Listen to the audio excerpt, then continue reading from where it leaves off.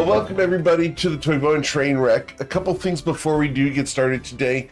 If you know someone who wants to play in a GMeric game, send them my way. I'd love to talk to them about either getting on the waitlist for a campaign slot or getting into a one-shot, because all my campaigns are currently full and I love having people on that waitlist. Just get on it quickly so we can get you near the top of it instead of at the bottom. We also have a ton of stuff coming up for the Patreon. I got some really cool news today. We're going to be sharing that tomorrow over on Patreon and some sneak peeks on that. So look for that information on Patreon over at patreon.com/GMeric. We also have the YouTube channel where we've got the shorts, the clips, the archives. Go check that out. We're streaming over there, and soon we're going to be streaming in dual format on YouTube. So look for vertical as well as horizontal over there. It's going to be really neat. And we have a really cool announcement about the clip contest for January. We are going to be giving away a bubble laser headshot of your custom character at the end of the month. So get those clips and timestamps of your favorite moments in the clip contest channel. You'll be automatically entered to win that prize at the end of the month. We're going to be doing a drawing at the end of the month for that. So get those clips and timestamps in. It's going to be really cool. If you've not worked with bubble lasers, she is a delight to work with. All right. And she's done Bryn's art in this group. And Oshin's. Indeed. So, and I think Tati as well. Yep, and Tati. I think I recognize the style. Indeed. It's been a while. She's gotten a lot better over the years, which is really cool. All right. But just saying something, because like even when I first saw the art, I thought it was great. Oh, yeah. If you've not seen some of the stuff that she's done recently, it's phenomenal. And I will share more of that on Patreon tomorrow. So if you're interested in some really cool news, heck, check out Patreon tomorrow. It's really neat. Yeah. And Oshin is out today. He is fine. He just has some real life stuff that came up and he's unable to make it today. And Tati will be here shortly because of work stuff. So she'll be joining us here in a bit. All right. Well, you guys are adventuring in the lands of Toivoa. Most recently, you were out here in Bourbon, where you guys came looking for a ship and a crew. After a significant amount of effort last week, you guys managed to collect a crew for your vessel. That's what you spent the entirety of last session doing. As you teleported around, psychologically traumatized an individual before leaving him in a city he didn't start off in, and having to go and get the help of the Longstriders Consortium to acquire some new adventurers to help you aboard your vessel. That's where we pick up, as you guys have equipped the vessel with supplies and goods, and we're about ready to head out to sea. Are there any last-minute preparations other than the supplies, the teleportation nodes that you needed from your house, from Saphir's house, from Bourbon in general? You've got maps, you've got food, weapons, crew. Is there any other preparation you wanted to make from Bourbon before we headed out to sea? Well, we definitely need to hire a crew, because we definitely didn't play at all last week, so we haven't done that yet. I do have your entire crew. This is true. In all seriousness, we are. Okay, what stuff were we gonna do? Herman's gonna be the captain. I can barely hear Sason. You have to speak up, sir. Weird. Okay. Does anyone remember who we chose as the captain / first mate when we're not here? The new guy. Toivoan Shell Splitter was the name you guys Like the chose. Goliath, right? Yes. Yeah, the Goliath. That makes sense. All right. Wait, who was the? Hang on, that's 1, 2, 3, 4, 5, 6, 7, 8. We hired 9 guys at the consortium, and then didn't the 10th guy show up on our ship? Yes. Yeah, for There's the name, Faroof. Did we not make Faroof the captain? Or You did not. Okay. All right. He was the Storm Sorcerer you guys chose to kind of just have be a tagger along. The reserve captain, if you will. First I mate? have it written. I have it written down that he's the second mate. Second mate. Very well.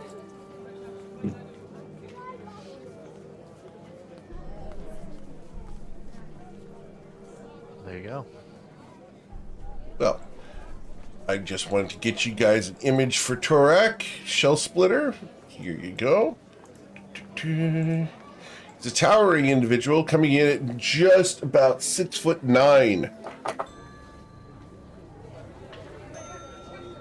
His wild hair is only rivaled by the look in his eyes. All right. Well, no way this can go wrong. That's It's, not the phrase. You know. I know it's not. I know it's not the phrase, and that's why I said it. Okay, I'm trying to think of stuff that we were going to do in Bourbon. I mean, we have. Do we have? Let me look at my inventory and see what kind of teleport anchors. We have a bar of soap taken from Ikeda. We have a corncob stand bill that was soaked in the ocean and is barely holding together. It's I would invalidate that one. It's invalid. Okay, Yeah. that's That one's gonna be gone. Yep. I'll delete that. Invalid. We can still tell. Yeah, we can still teleport back to the Longstriders Consortium, and we took a rock from Vehan. What do we have from Bourbon? Besides, we previously used the deed to the ship that we're currently on. I don't know if we have anything from Saphira's mansion. She has the key. Only if the key counts. Okay, that absolutely counts. Do we want a second thing in case Oshin and I have to teleport separately? Maybe if we have to evac the whole crew, are we gonna want a second anchor? For the Thoughts? ship? Yeah, it really does not hurt to have a backup. It's always good to have redundancy. Definitely things Yeah. always go wrong with us somehow. All right. Just run back to Sphere's place, grab an extra fork Yeah. or something. Yes. Bryn will before we go, did we sleep on the ship or did we sleep in Saphira's mansion? Or regardless, Bryn will make a trip back to the mansion and grab like a dish towel or something. Just something that's distinct from everything else that we can Hold the use towels, that's guys. Cool. Is that sorry, was that a reference to something? I missed it. It's what people do when they go to hotels. So that's all. Oh yeah. I'll also take the bar of soap and the thing of shampoo out of the Understood. shower. Cool. All that's valid. That was a joke. I don't actually take a bar of soap or shampoo. But, okay. With that, I think we're ready to go. And if we need to come back, we can always teleport. Shall we cast off?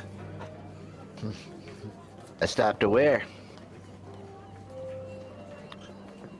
All right. Coin's gonna roll out. You're in charge of that part. Coin's gonna roll out a map on a table, center of the party. This diegetically giving us a chance to establish that. Sure. I think this was sort of a discussion at the end of the last session, which is that Correct. our greatest leads are on the far west coast, but that is such a long trek that traveling there will be a point of logistics. We know that the dude's route is here, but this is also effectively a defunct route. But I think we were gonna start going here and maybe make a stop in Vehan on the way. Yeah, I think that's correct. That's where Because the there was plans- That's what your plan reports was. of You guys, Naturleaf down here. yeah, you guys were going to go visit Vermtal in Miserin as a contact related to Natchleaf, and Bryn had expressed interest in visiting the Orc Vigil in Vehan. Southwest it is. All right. Cool. So, as you guys shove off, you guys head off into the sea. Southwest, because we want to get away. Awesome. as the trip aboard the Contrarian, as you have named it, begins. You guys begin sailing southwards. You look behind you and nobody's following you at the moment. It seems to be smooth sailing with a prognosis of more smooth sailing. All right, did we put Contrarian on the front of the ship? Well, yes, it is assumed that at some point Coin took paint to the side. Okay.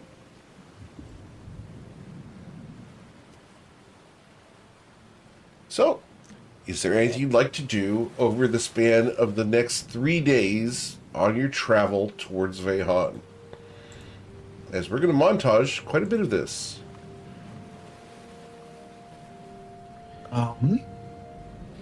That's a very good question. What do we do with our downtime? I want to see Tati roll to figure out how many knots she can teach the new crew to tie. Ooh, that's a Or good her number. mask. Understood. Let's find out. Toivoan Trainwreck. Character sheets are over at gmark.com under the campaign section, where we can pull up Tati's sheet and click on her sleight of hand check. Tati is able to show them 27 knots, Nice. which is how fast the vessel is going. Now roll to see how many they remember. They will not remember that many of the knots. You get one, Eric. I get one. You get one of those. Understood. Some of those knots are not necessarily for nautical purposes. Rather, Tati simply says that these are for utilitarian use.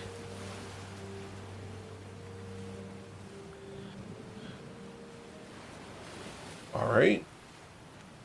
There's nautical uses, nautical uses, and nautical uses. You're pushing it. I'm not. Or not. Oh boy. Yep.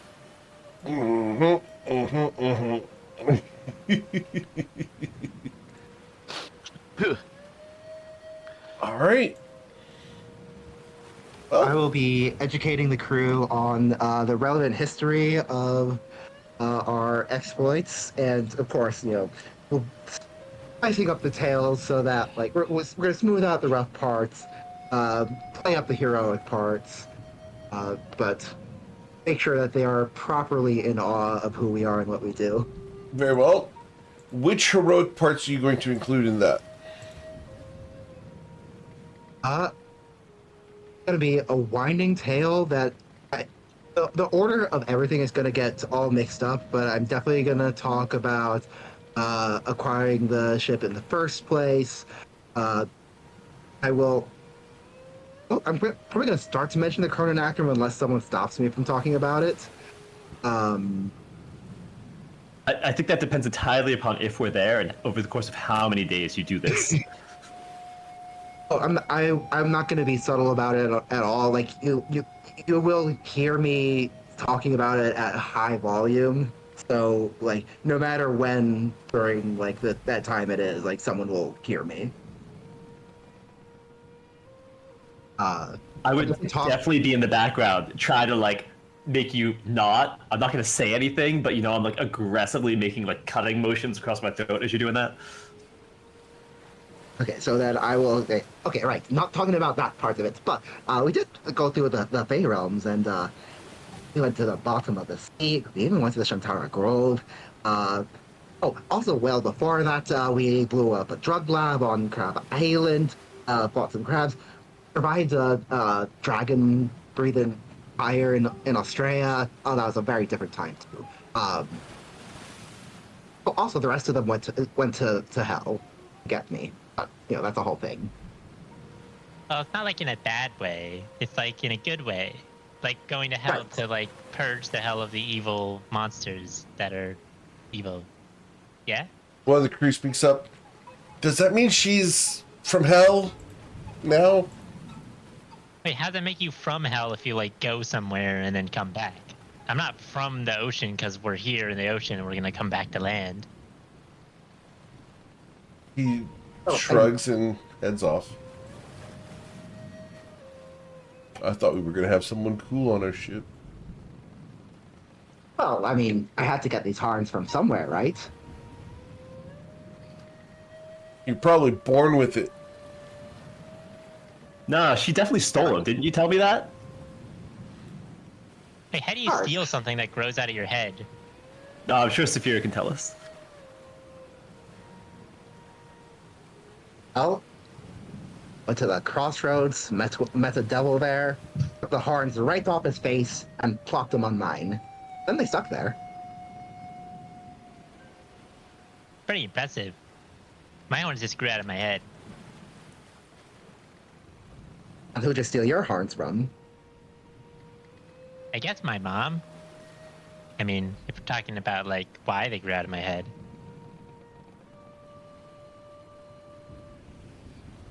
Ruzid, can I get an insight check, please, against Saphira's deception? Because Saphira not only told you that she stole her horns, but she doubled down on it by asking you whether you stole yours.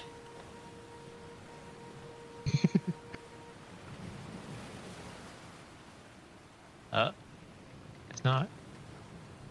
Doesn't want to send the rolls. Wait, what? Oh. Something weird's happening. I'm just gonna roll it myself. Very well. I'm taking matters in my own hands. Cool.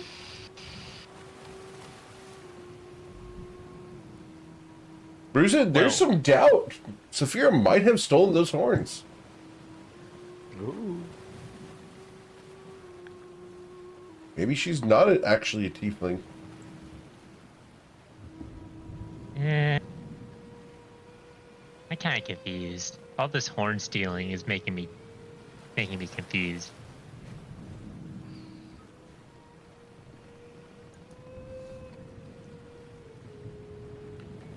Right. Well, over the span of 3 days, not much happens before you guys will arrive at Vehan. As we're pulling up, Coin is leading the crew through a meditation. Through a meditation, what form does that take, Mr. Coin? Proverb. Can you Sitting- recite the proverb to me? A fly in the mouth is worth 2 in the swamp. A gold in your hand is worth 2 in the bucket. He looks around. Do we understand? A couple of them nod. You feel like they're simply trying to satisfy you so that they can get out of this. The rest are kind of looking confused at the situation. Coin coughs and then pushes a bucket forward. If they look at it, get up, and begin mopping. He just thinks to himself, they don't get it. They don't get it as you actively were asking for offerings. Well, No. Eric knows what's going on. I don't have to let my NPCs know what's going on. This is true. All right. But after 3 days of traveling, you guys are ready to go ashore. You have a dinghy specifically kitted out to travel to shore with all of you. As long as Ruzid is not in draconic form. Nope. Cool. As the little kobold gets in the skiff as well, all of you guys can make your way ashore.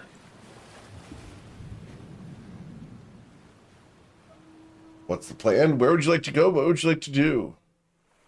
Delightful. Well, as long as we're here, I think we want to sort of make ourselves known to our allies such that they recognize our ship. And I don't think they generally have much to do with the water, though. I think they're pretty all in around their fortress. perhaps, but I think we should check in and just let them know what we're up to. Yeah, it for never sure. hurts to have friends friends in as many places. Yeah, Bryn is say going to hi to head Sophie while towards. Some people, probably more than others, would want to do that. I forget if anybody in the party was interested in her. But yeah, I think Bryn is going to head directly for the Citadel. Okay. And is going to seek an audience with the High Paladin. I do not recall her name. Sahar. Sahar. All right. So we're going to take you guys in that direction. As you guys arrive, there's a sign out front that has been left up. In no show.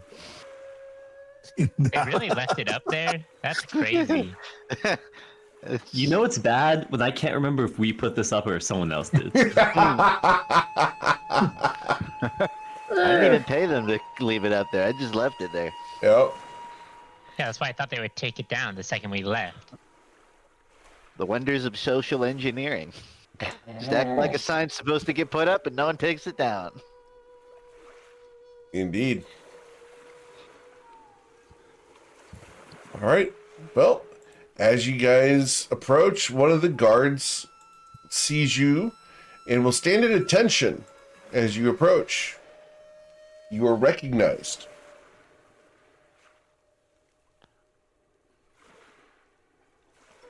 Yellow. Hello.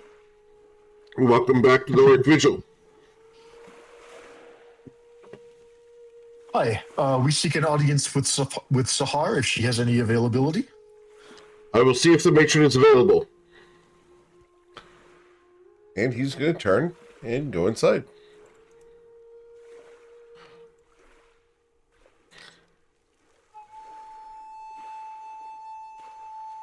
So are you distracting them while we go raid the place, or are we actually, or is it like a straight up, we're actually trying to meet? Well, I'm taking the straightforward approach as I am wont to do, but if you want to consider this a distraction, don't let me stop you. I'll stop you. What? Why would we do that? Britt is just kind of resigned to the fact that Saphira is going to do what she wants, and supervised mayhem is probably less dangerous than unsupervised mayhem. I love that. Bryn's reason for coming here. Yeah, Bryn's reason for coming here. It's good to have friends, Saphira. So we're here to steal? Yes. I was just trying to get a sense of what the plan is. Like if we're not coming here to take stuff, then we don't have to. Right. I also forgot you didn't really interact with this place all that much. Don't forget, they helped us get you back. So we're on good terms with them. They're on good terms with us. They're holding our dragon orb at the moment. That's why I wanted to ask first. You know, don't want to make enemies where we don't have to, unless it would be really fun. But I don't feel like that. I don't feel like that's the goal here.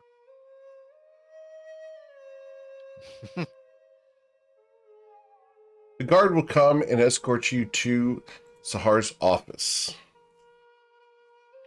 As you guys come in, Sahar is waiting for you. You've returned, hopefully in a better situation than the last time. Yes, we are well, and we are traveling. We were traveling through these parts and wanted to check in and ask how the men are doing since they were freed from their imprisonment. They are undergoing therapy. They have had quite a trial. They suffered a significant amount of unwanted touching, for lack of a better term, that is more socially acceptable. They were exploited and parts of their souls were drained away. Finding who they are now and their role in the world is going to take some time. Understandable. Hope they're hope they're doing well and have the capacity to get better. Out of character, what does anybody happen to know the name of the one that we banished? I was going to ask about that. Yeah, it's Soul Knight Farfanel, I believe. Farfanel. What about him? Is he around? Do you know where I might find him? I wish to speak to him. Did they ever find him in general? I don't know if... You did not. Yeah, he might still be out there. Soul Knight Farfanel is missing. Interesting. I wasn't expecting that, but that's good to know. Right here.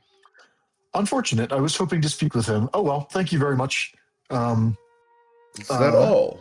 Yeah, just checking in, making sure that everything is okay, and you know where to find us. It is now.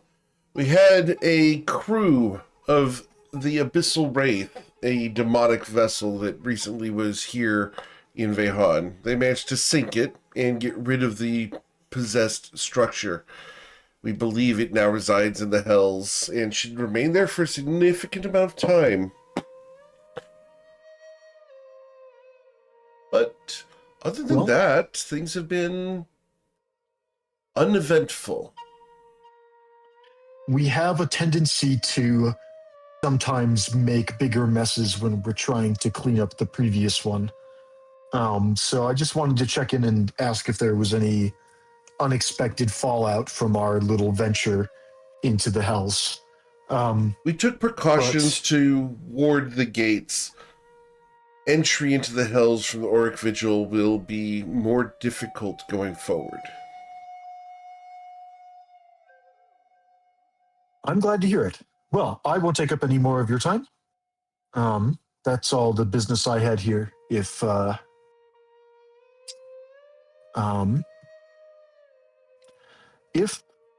Farfanel should happen to return, and you have the means to try and get a message to me, I would greatly appreciate it if somebody could try to contact me if it's not too much trouble.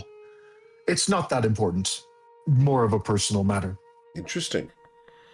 May I know the nature of this personal matter? I just wanted to talk about our adventures with him.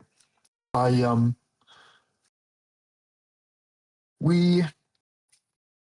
think during such adventures we all have the opportunity to grow as a person in the face of great trials. And I think I experienced an example of that kind of growth while I was in the Hells. And I wanted to discuss it with him and thank him. And I also wanted to give him something. Interesting. If you'd like, we can hold it in escrow for you. I appreciate it. However, it's something of great value that I have need of until it becomes necessary. I apologize for being secretive, but it's the kind of gift that I couldn't do without and I would need to immediately replace. And it's also a gift that he might not accept. And so I would like to keep it until I have the opportunity to present it to him in person. Because if he ends up not wanting it, I would like to hold on to it for my own benefit. I understand. Then I suppose our business is done. Thank you for your time. We won't take up any more. She nods. There's no pleasantries of goodbyes or anything. She just goes back to her writing. And you guys are excused from the Auric Vigil. So, Bryn, are you going to tell us what you're holding on to, or is this just for Farfanel's eyes only? I don't mind sharing a little. I would like to give him my shield and possibly exchange it for his, if he is willing. Because I think the shield that I carry represents an attitude or a viewpoint that I no longer fully believe in. and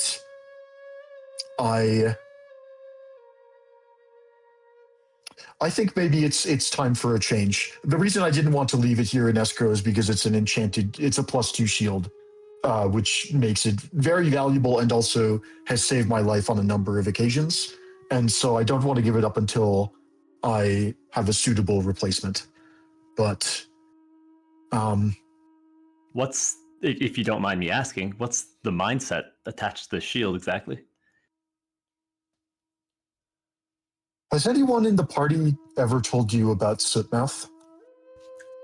Mostly small details here and there, but people didn't seem to want to bring it up around you that much.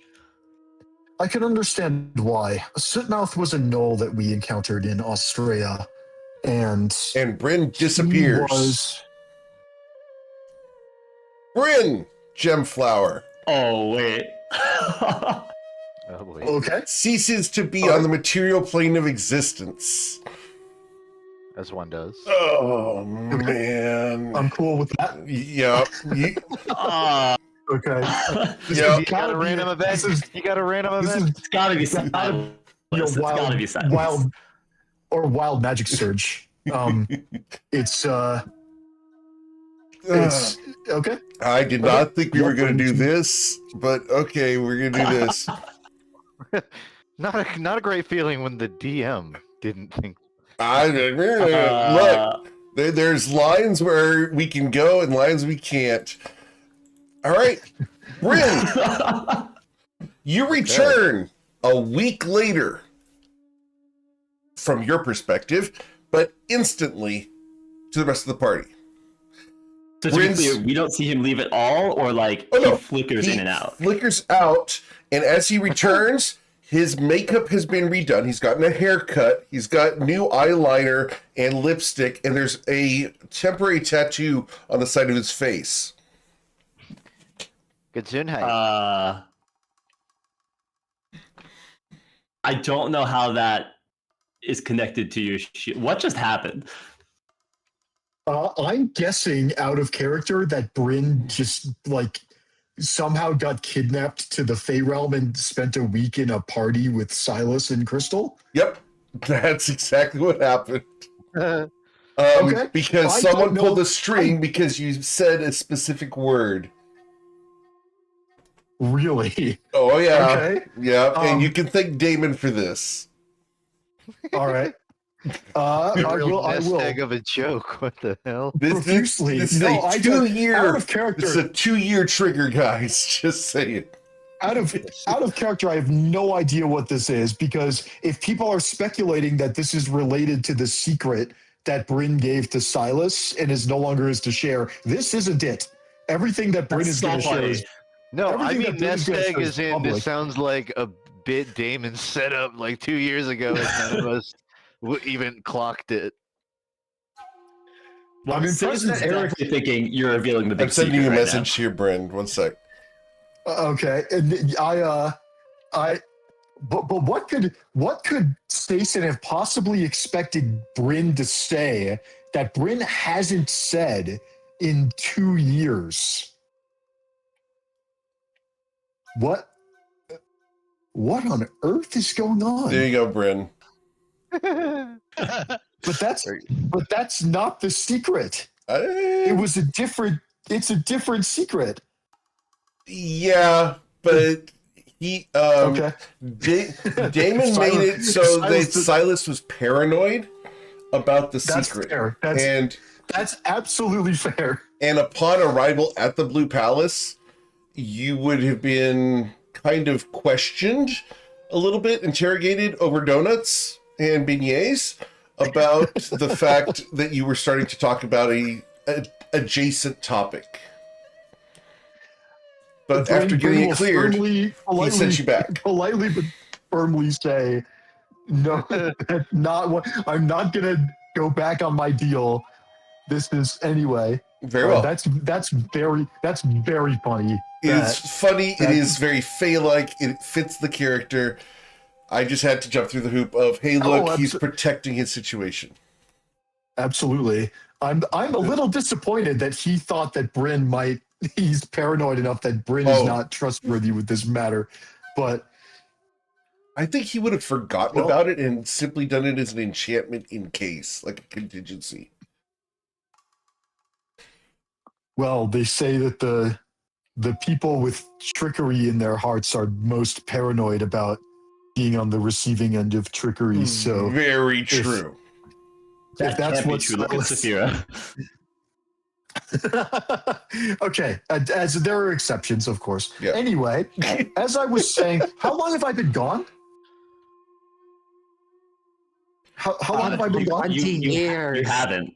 Saphira. It's more like Okay, a so a blink. Okay. I wasn't gone for a week. You notice that there's a white powder on his upper lip. Okay. It's a I don't significant think so. amount of white powder on Bryn's upper lip right now. Bryn. You need some water, man. I mean, Why are your yes, pupils actually, so big? they had drinks of every kind at the party except for water, and I kept asking for water, and they kept bringing me punch, and I think it was spiked with something. Yeah, and so I would ask for something that's else, so and they would true. just bring me a different punch. Say, I where would do you love have a glass of beds? water. I think Bryn would love to also sit down and take a nap. I might need a sleep or several when we get back to the ship. But anyway, what even happened? We walked out of the castle and we were talking about something, and I just disappeared. I remember now. Silas had some questions for me about an mostly unrelated matter. I think I was telling you about Sootmouth, and I think that's when I got Yeah, you yanked basically into got to. Has anyone told you about Sootmouth and then you vanished? Okay. Anyway, I may as well finish the story. Sootmouth was a gnoll who was part of a tribe of gnolls in Australia where we sought out a great knowledge spirit called Kashana. And Kashana is one of the I don't remember if they have a name, but there's I believe a trinity of Australian spirits or deities or protector gods of some sort. Coin knows one of them quite well, and Jatikam, and I am a friend of Shalon, the spirit of winds and storms. Kashana was the goddess or spirit representing knowledge, and while she possesses great knowledge of all things happening in Australia, she demands a sacrifice in exchange for this knowledge. And we as a party, as we sought her out, we met a tribe of gnolls, and they were about to entreat Kashana, and the gnolls do a sort of have a sort of sacrificial ritual where they commune with Kashana, who takes the form of a great serpent-like creature. And the gnolls are all permitted to ask Kashana a question, and they ask about the things that they need for their group to survive. They ask about the weather. They ask about where the dragons that would prey on them are and how to avoid them. They ask about where they should go to hunt. They ask things like that. And we were permitted to partake in the ritual alongside them as long as we agreed to also partake in the sacrifice. And the way that the sacrifice was ordained was that Kashana would choose randomly one of our number amongst our party or amongst the gnolls, and would devour them as payment for all of the knowledge that she shared with the rest of us. And through fate, I was chosen as the sacrifice. and we drew weapons, but before we could defend ourselves, one of the gnolls, whose name at the time I did not know, and I don't think he knew my name either, offered himself as a sacrifice in my place, and Kashana devoured him. And the reason that he did this for me was because of a cultural dynamic that I did not understand when I was interacting with this group of gnolls. And I think no reasonable person could have expected without a deeper understanding of their culture. And yet, that's what happened. And you observe that I have that my shield is the hammered into my shield is the shape of a gnoll's head, and it likewise my breastplate bears the likeness of a gnoll's head that was engraved into it. And these were commissions which I had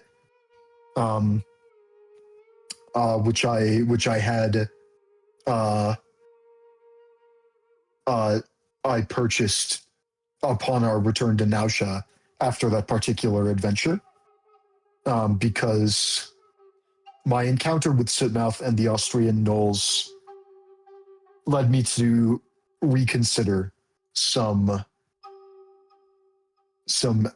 previously held views of mine. And I have found reason to reconsider them again. And while I would like to keep the breastplate, I would like to offer a shield.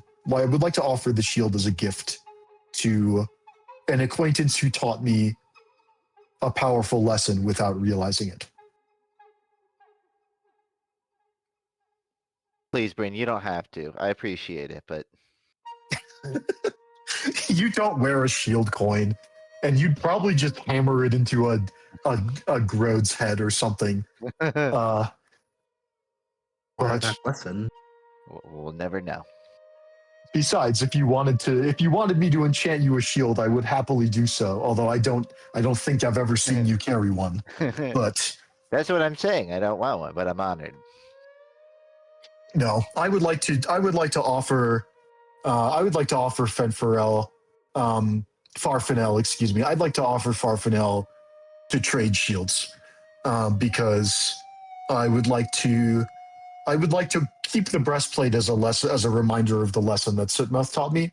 But I would, if Farfanel would permit me to carry a shield of the Knights of the Mirrored Order, I would like to remember that lesson as well. Oh, that's heavy for sure. I do hope you know that while you're struggling with all these things, you can always talk with us about it. Having your worldview change and things like that's, pretty real and significant, and we're all in this I together. appreciate it. There are times when I have almost made very hasty decisions that I believe I might have come to regret. And there isn't always time to talk about them in the moment, but I appreciate it. And I've always thought of myself as sort of the mastermind, because in a way my role in the party is to make sure that nobody gets killed. I'm not the striker or the tank, but I'm sort of the last line of defense. And I fear that may have led to a mindset consistent with one who decides who lives and who dies. And that's not something I ever asked for, but I think that being more open with my friends and my companions would be good for me, because I don't know, adventuring is stressful and we shouldn't always have to carry it alone. No, I mean, if you can't trust the people in this circle, who can you trust? Let's face it. Yeah, absolutely. But I think our business is done here. Let's head back to the ship. I need a nap, or several naps. Very well. What happened to your shoes? Oh, it's a long story. I'll I'll fix it on the ship. And what's written on your forehead? What? Nothing, I hope. Bryn smushes his hair down over his forehead just so if something is written there, nobody can read it. Corn shrug. Well, if you cut off the top half of the letters, it says something entirely different. That's wild. Oh, I wish I had a hat. Or yeah, and Bryn realizes he does have a hat, and he takes out Presto's magic hat, and he puts it down and pulls it almost over his eyes. You know, you could ask the hat for a hat. I think that would the hat be offended if we implied that it was not a good enough hat to You specifically asked for an inferior hat, just like making it clear that you thought that hat's better. Ooh. What if you did the opposite? Oh, now I'm thinking of. Now Bryn's thinking of a limerick to ask for a. You need a better hat. No. We can't imply to the. I think that's like dangerous to say that to the hat. That's exactly. I would specifically ask the hat for an inferior hat. I would have to imply that the Presto's hat is perhaps too great to be suitable for all occasions, and maybe I need a like you only take out your fancy wristwatch to go to a wedding or a really important party at work. You don't. You're not getting 4 free things. All right, you settle down. Wait, so what? Like we pull out another hat from the hat, and then that hat lets us pull out a third hat, and then it keeps going. I wasn't suggesting we pull out another magical hat. Although, what would happen if we asked Presto's magic hat to produce Presto's magic hat? Would like that just Are we Like asking it to wishing, give? like wishing to a genie for more wishes. Genies. No, I it's wonder, actually wishing would that to a just- genie for more genies. It's sort of different. That was the second thing I said. I don't think they like that either. What if we asked the hat for a genie and then used our wish with the genie for another hat? Oh, so it's like a loophole because it's 2 different things. Yeah, completely unrelated objects. You know, it's kind of like the same thing with the simulacrum, where technically the simulacrum wasn't the one that made the simulacrum, right? So you get to make more.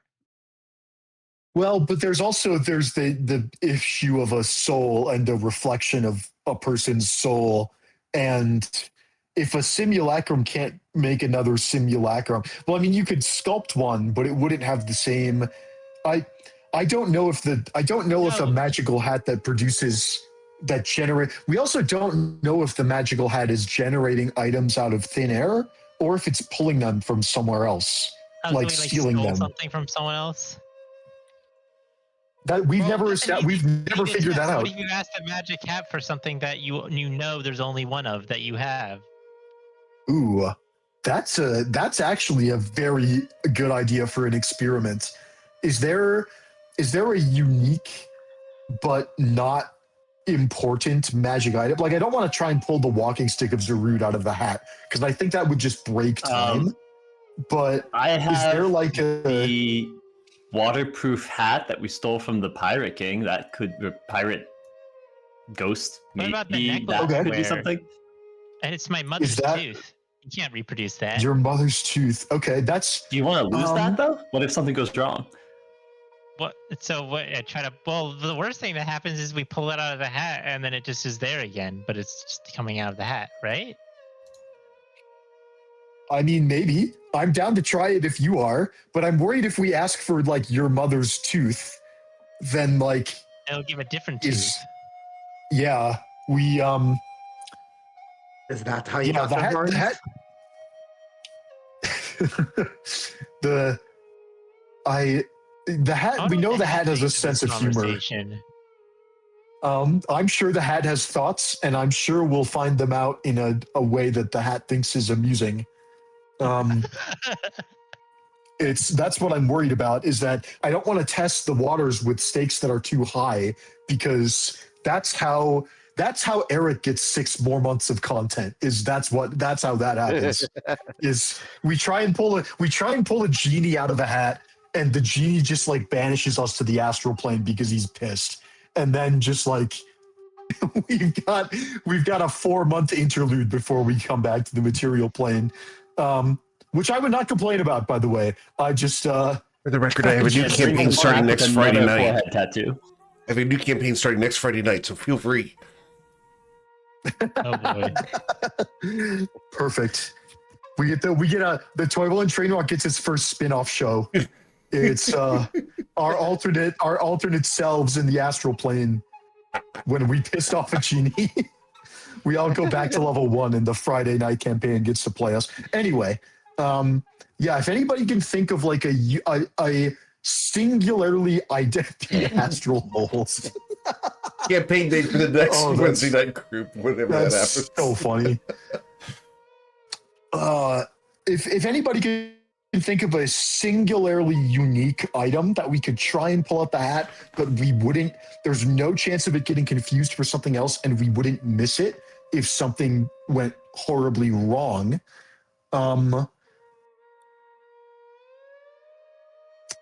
I'm open to suggestions, but I'll look through our inventory and the bag of holding and What exactly ponder. do you need?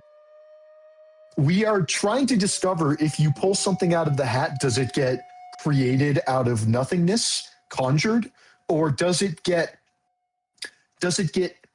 yoinked from somewhere else and given to us to use? And we're trying to test that hypothesis by asking the hat to produce something that is one of a kind, and we can specifically ask the hat for, and then see if it disappears. I And still then have my, like- reappears. Oh, go ahead, Coin. Ask it for a piece of paper explaining its process. That's That would be actually a little bit really too good on idea. iOS. I feel like If we we tried just that asked the once, hat didn't for we? Did we ask the No, hat I just for asked if it- instructions? I asked like if it had feelings or preferences, and it got all artsy with me. Listen, all I'm saying is I do still have my preserved finger in my bag. If you want to try and summon that, the only danger is that it takes one of my you're other missing. fingers. You're missing. Oh, Stacen's missing finger. Or Wait, we so never what cast Regenerate finger? on you? No, I'm still just down a finger, and I'm keeping the other one in my bag. I keep on casting Preserve on every few days. So why Oh, don't we God, cast okay, what? Regenerate on you? What finger is it? No one really offered, and I figured we had bigger issues. I don't know. Missing a finger is kind of a pretty significant Kinda quality sucks, of life. no? Yeah. Yeah, I'm with sometimes Ruzin I on don't this even one. notice. Other times it's I- very noticeable. Oh yeah, no, Coin. I'm looking through my notes, and Coin explicitly asked, "Explain on paper with words with clues the rules of your usage, your do's and don'ts, your wills and won'ts."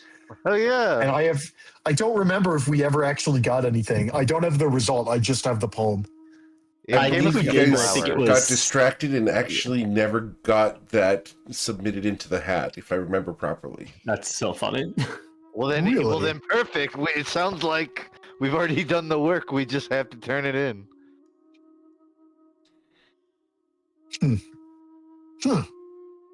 Worth a try. Yeah. All right, because the hat likes us to be very explicit, I'm gonna try and add 2 more lines onto the end of the poem, and ending in something that rhymes with instructions. Okay, that's a good idea. So we want to ask the hat if it can tell us its rules and how it works. We want to ask the hat to produce something unique. Is there anything else? Any other existential question we want to ask the hat and see if we can get a good answer for? Don't ask it too many things at once. Well, we get three items a day. Well, I mean, it's like a separate poem, not as an. I wonder who Addition. made the hat. I got the thing for it, but it's a kind of a different subject entirely. So if we've got things that we need to get out of it, we can do that first. Well, I don't think we're in dire need. of anything. I think we're just in right dire now, or- curiosity.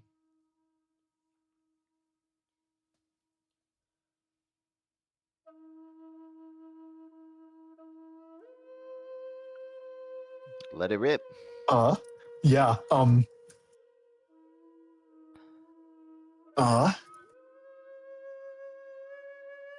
So Bryn is gonna jog his memory for the poem that Coin proposed. And we're gonna see what comes out of the hat.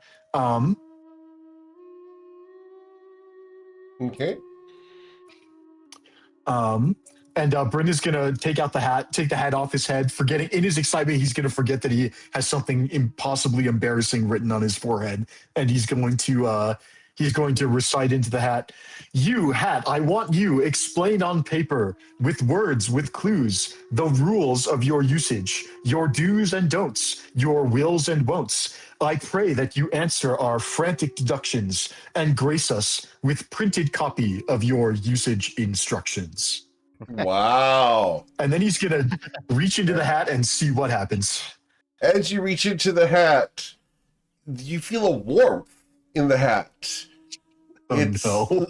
a little warm, and you can smell carbon. And then coming out is a massive pile of papers and parchment, and all four edges of them are currently being smoldered inwards as this enormous stack is burning.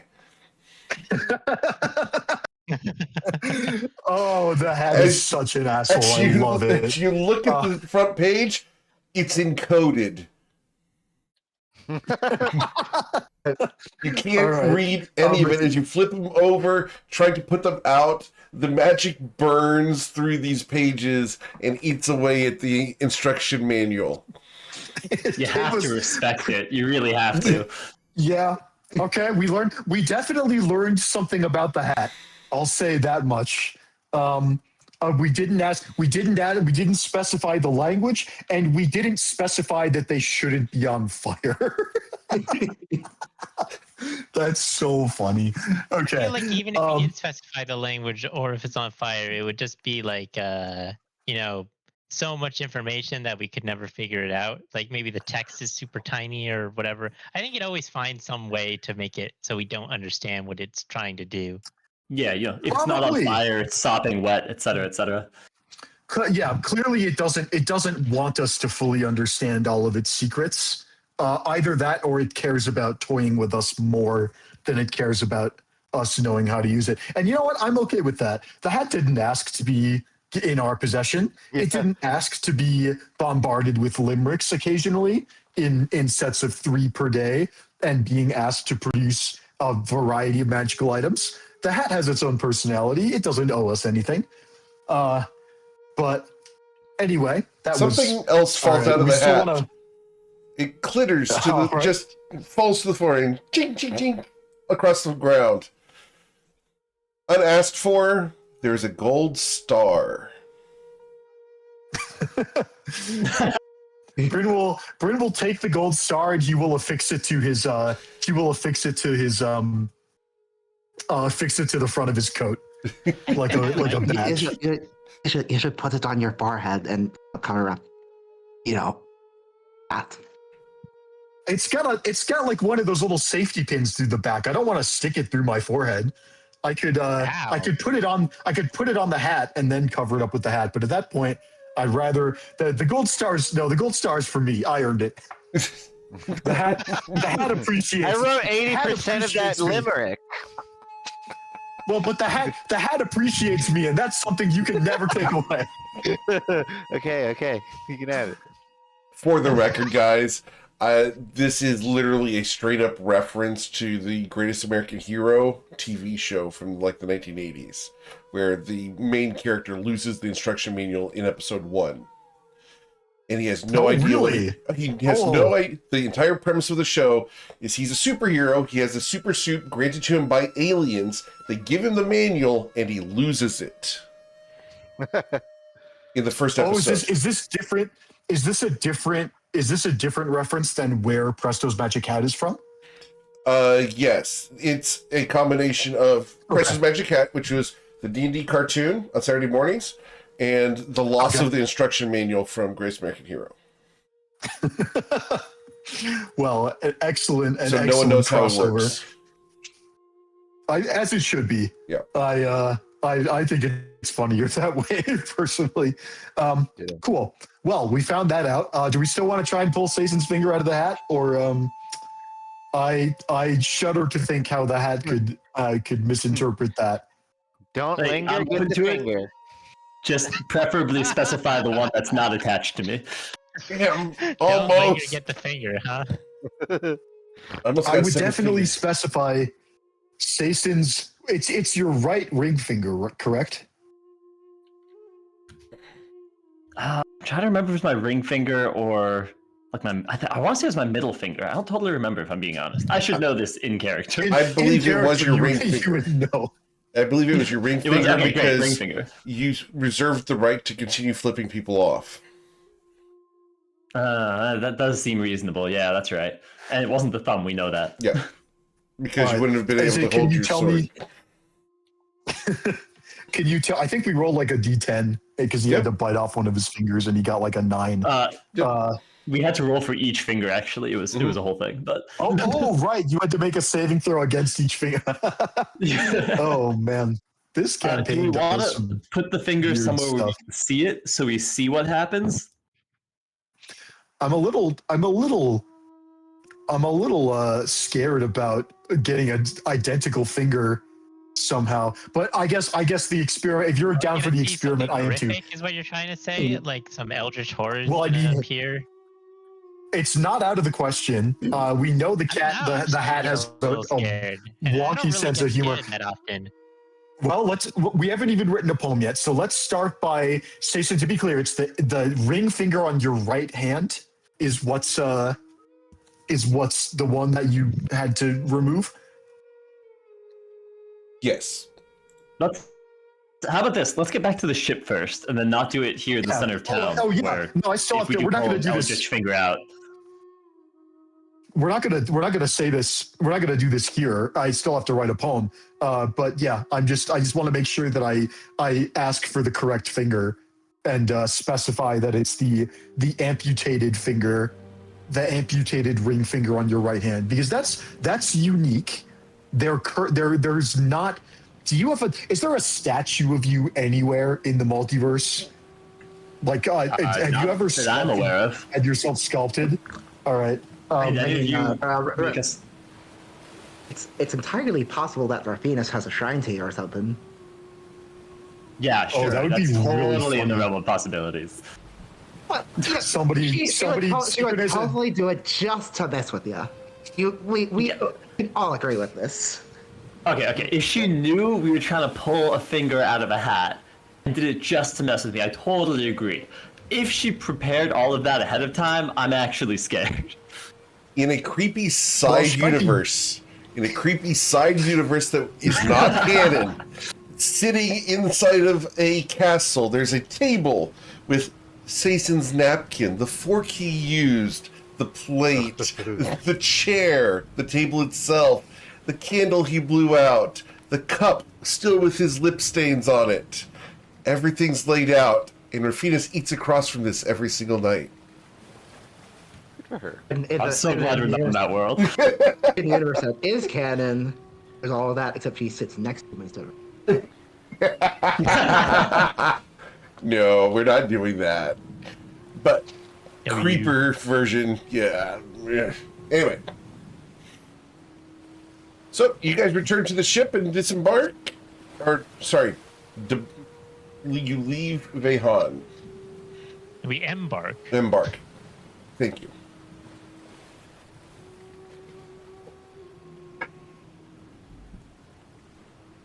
Cool. As you embark from Vehan, heading southwards towards Miserin, you guys prepare to deal with this wondrous item, the magic hat.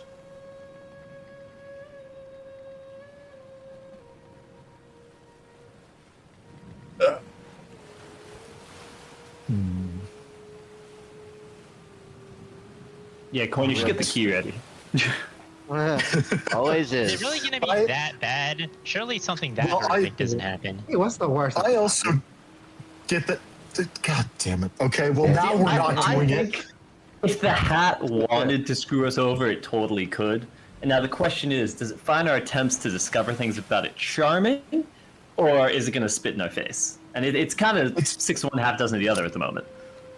It's also, I think it's very plausible the hat is powerful enough that it will not be affected by the jump through time, because this is clearly a very powerful magic artifact, because it's either sentient, it was imbued with sentience by its creator, or it has the actual soul of somebody that is its own consciousness. And either way, I don't want to assume that anything we do can just be undone. I think if somebody made it's very plausible it would just produce part of a statue of Seisin. Even if one doesn't exist, it'll generate a stone statue. If I ask for the amputated ring finger, it'll give us a statue with the ring finger snapped off, and we reach into the hat and we pull out the statue, and then the ring finger clatters out and falls onto the ground. And it gives us the amputated ring finger of Seisin's right hand that we asked for. I think we're going to have to be a lot more clever with how we approach this, because I think the hat would respect being outwitted. I think if we find a way to give the hat in poetry form, if we find a way to give the hat an absolutely foolproof, bullshit-proof instruction, I think the hat would respect it. But I think if we give the hat even the smallest bit of wiggle room, Toddy is going to say, Bryn. If I learned anything in the 3 weeks I was at school, it was that a hypothesis only gets you so far. Eventually, you just got to go for it. Bryn will take off the hat and give it to Tati and say, Tati, if you want to test the hat, you can be my guest. I'm not going to stop you. I'm also curious, but I see this as a battle of wits against this adversary, and I'm not gonna try and test it until I come up with something that's absolutely ironclad. But if you want to play around with it, you can be my guest. Tati says she didn't plan to, but she'll give it thought. Just remember who has the gold star. If we're going the playing around route, the finger's off the table. That's very reasonable, I think. Since Tati is not here, what does this mean? It means I'm currently writing Oh, understood. for Tati. But obviously anyone can jump the line.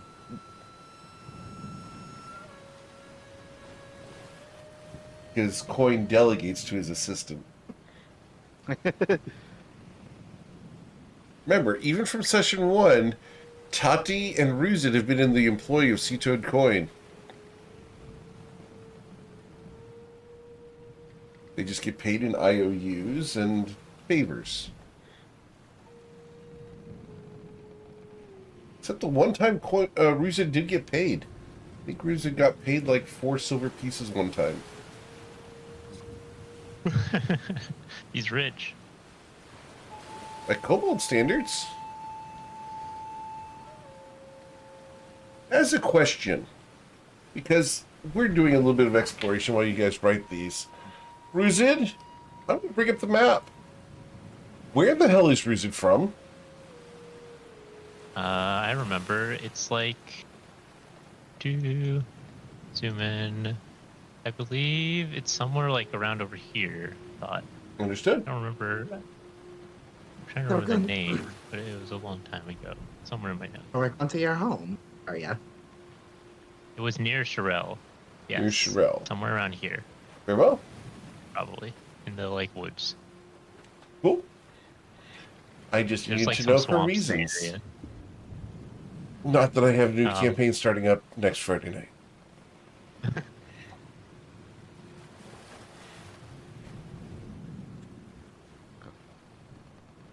You guys are going to be very influential in a variety of groups. The things you guys have done in your campaign have far-reaching repercussions, which is great. Some of which were even on purpose. Indeed. Were they? Some of them. I mean, I would say stopping Sir Gales was on purpose. It has consequences. Someone. Tati is gonna take the hat handed from Bryn, and she's gonna say, "All right, hat. Stars are everywhere. It's called the sky. Gone at dawn, but plenty overnight. Bryn has one, so where is mine? Hand one over. Platinum shined." If you pull an actual star out of the hat. Wow, We all interesting. die instantly from the heat. Yeah, this one is definitely up for interpretation. But we also know that it can infer. It has inference Yeah, skills. well, this is actually pretty cool. So, reaching into the hat, Tati will withdraw a smaller, prettier, more elaborate platinum star brooch. Check it out, Brent. Detail. Check this out. Ooh. Oh, yours is pretty nice too.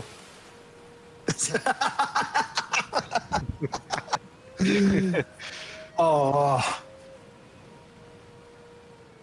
All right. 1-0 to you, Hat. 1-0 to you. So, Tati gains 1 platinum piece worth of jewelry. Yeah. Awesome. I love the fact then you guys she'll- are doing riddles for the equivalent of 10 gold at level 20. She will hand the hat back to Bryn. Don't ask it for a platinum star. I already got it. Jason, can I borrow that finger of yours? I'll toss it to you. Sason, you've been asked to give Bryn the finger. Oh, easily. Understood. Oh, you meant the severed fig. Wait, let me get that. Bryn is gonna go below decks, and he's gonna think about trying to clean himself off after the week of chaos that he was subjected to, but he's gonna be too tired, and he'll go to bed and sleep it off first. And then Before you once fall I have asleep, you will find a fish in your shirt. It's still alive. Yeah, I thought that something was wiggling. Bryn will begrudgingly trudge back up above the decks and throw the fish overboard back into the sea, Thank you. and then go back to bed. As Bryn Brent, nonchalantly introduces an invasive species into the material plane. Oh, absolutely, 100%. Bryn just fully throws a Feywild fish into the water, but he's too tired to realize that the fish he has in his clothes is probably not native to this area. And Snakehead have been introduced into Toivoan. Wait, Bryn, before you go to bed, do you mind if I borrow the hats real quick? If All you're not yours, gonna be- but just if you're not going to be don't wake taking me. the third one tonight. Yeah, you've got one wish left. Don't overdo it, or the whole party gets turned into mice. Promise. All I'm gonna ask it for is just a simple little second level spell scroll. Oh yeah, go for it. Yeah, Bryn will hand over the hat, and it's maybe he's just too tired for any of his sort of internal alarms to be going off. But what could possibly go wrong? What's the worst that could happen if Saphira asked for a second level spell scroll? Right? Here we go. Right. So I'm gonna speak into the hat, and I'm going to say, now look, we all trust our dear Sason, forsooth, and know he would ne'er be ever so uncouth, so much as to lie, evade, or deny Oh, he won't mind if I summon a scroll of. Wow, this limerick has so many syllables in the final line. I really don't think it's going to scan properly. He won't mind if I summon a scroll of Zone of Truth. Ooh. Reach into the hat. Okay, you reach into the I'm hat. imagining you said that part in the middle of it. Oh no, I totally said that part in the middle of it. Like in character, out loud. That is absolutely what I said. I have to check something real quick. I don't think we've ever asked for that. No, one I don't think before. you have. I just have to check something on my end here.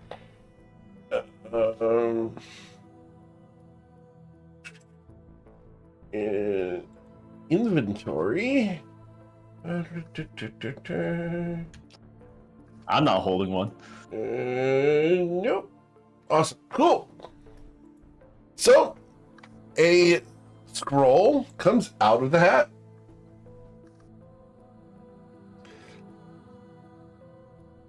It is a scroll of Zone of Truth. Oh, if only I could read this. It is sealed. Yeah, I was. It is wondering what sealed you were gonna with do with a that. large blue-gray letter G.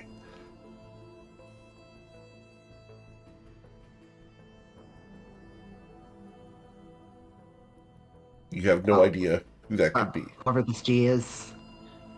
Hope we won't miss it. Mm-hmm. I will secure the scroll and I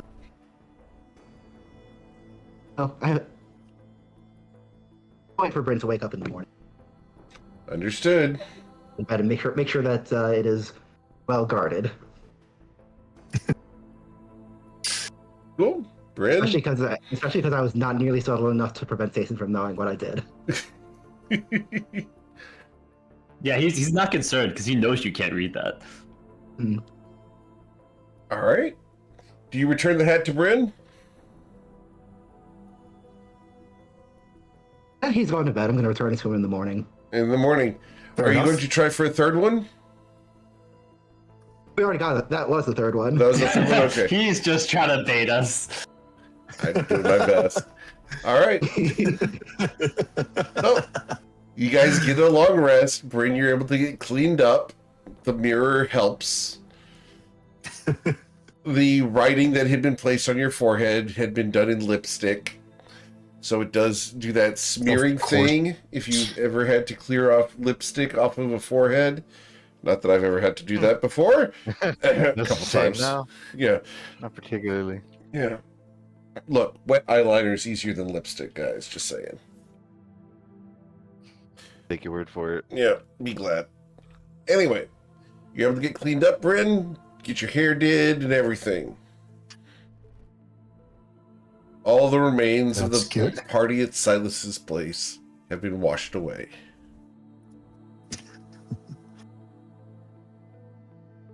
Yeah, Crystal gave me a tattoo in the form of a kiss on the lips to cast Divine Word using her stats, and she's probably pissed that I never used it.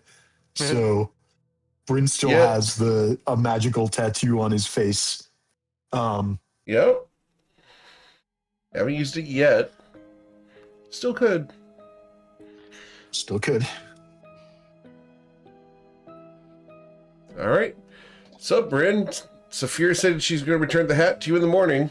It's the morning. Bryn, it's probably not even on Bryn's mind. He'll emerge. He probably sleeps in very late after and he'll spend 30 minutes recharging the staff or priming the staff with port and dice, and then it's probably very late in the morning when he emerges and goes above deck just to see what's happening, but he's not even going to remember the hat. And if Saphira opts to give it to him, then great. Otherwise, he probably forgets about it for at least a little while.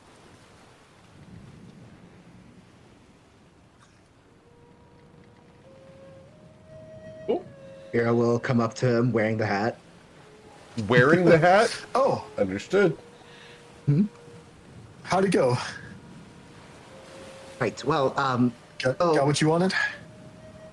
About that. But you know what happens when you ask the hat for a solid gold statue of yourself?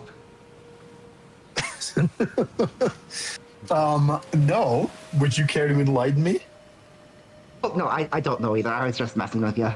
Just hypothetically. Oh. All right. Well, I hope you got what you were looking for. Do you wanna hang on to the hat, or do you want me to hang on to it? Oh, it's definitely for the best if you take it back. I will absolutely be asking for that statue if you don't. Understood. Yeah, Brendan will take the hat back and tuck it into his belt. Cool. Right, but I was wondering if you could do me a favor. Oh yeah. What do you need? I got this scroll, but I can't exactly read it. Oh sure. And I'm gonna hold out. Yeah. I'm gonna hold out the scroll of Zone of Truth. When Jason gets there, you cast this on him. Oh. Question I need to ask Me? him in front of everyone. Okay. Jason's got. There's no way that this sticks. I mean, I've got. Oh, Bryn looks at the walking stick of Zarud. We rolled a 2. Oh man. It's fine. Okay. It's fine if it don't stick, but you'll know. Okay. If he's resisting it or not. Okay. You really think? Okay. Actually, you know what? Never mind. Bryn's gonna look at the scroll, and out of character, Zone of Truth is on Bryn's spell list because he's a bard. The scroll was described as being sealed? Yes. There's a wax seal on it. Can Bryn? Oh, just with a wax seal. Okay. Bryn will try to just peel off the wax seal with his thumb and unfurl it and identify it. The hand that it's written in, to read it. The hand it's written in looks dwarven.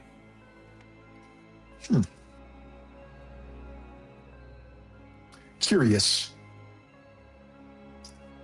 But the spell save DC for this is a 22. Really? That was going to be my next question, because I was going to ask, is it a fixed save for a second level scroll, or is it Saphira's save or Bryn's save? It's the crafter of the scroll. Okay. And so whoever the scroll came from. Well, I guess Bryn wouldn't know that. He might know that it has a unique save attached to it, but he wouldn't know the number. It would be Saphira, you realize it's a powerful spell. Saphira, even though this scroll has got some power behind it, this is not going to be easy to resist, but if anybody can resist it, I mean, even if this spell came straight from me, I reckon that Sason would succeed. I'm not looking at Sason's character sheet right now. That's probably for the best, but I estimate that he has like plus 16 to charisma saves. And my save DC is a 22. Yeah, it's probably similar to mine, because I have plus 11 between proficiency and charisma, and then your own aura gives you plus 5.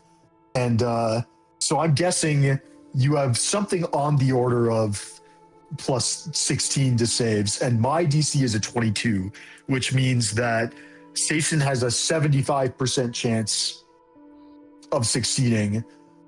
This spell scroll might be stronger than something I could cast, but not by much. And are you sure you want to do this? Do you want me to ask? I'm a little uncomfortable about just casting this on him without asking. Can you give me a hint to the nature of the question you want to ask? Is this something a little silly, or is this something really serious? Saphira thinks about how she wants to answer. are something he needs to answer for. That's a little ominous. If I walked up to him and said, "Hey, Saphira has a question for you,"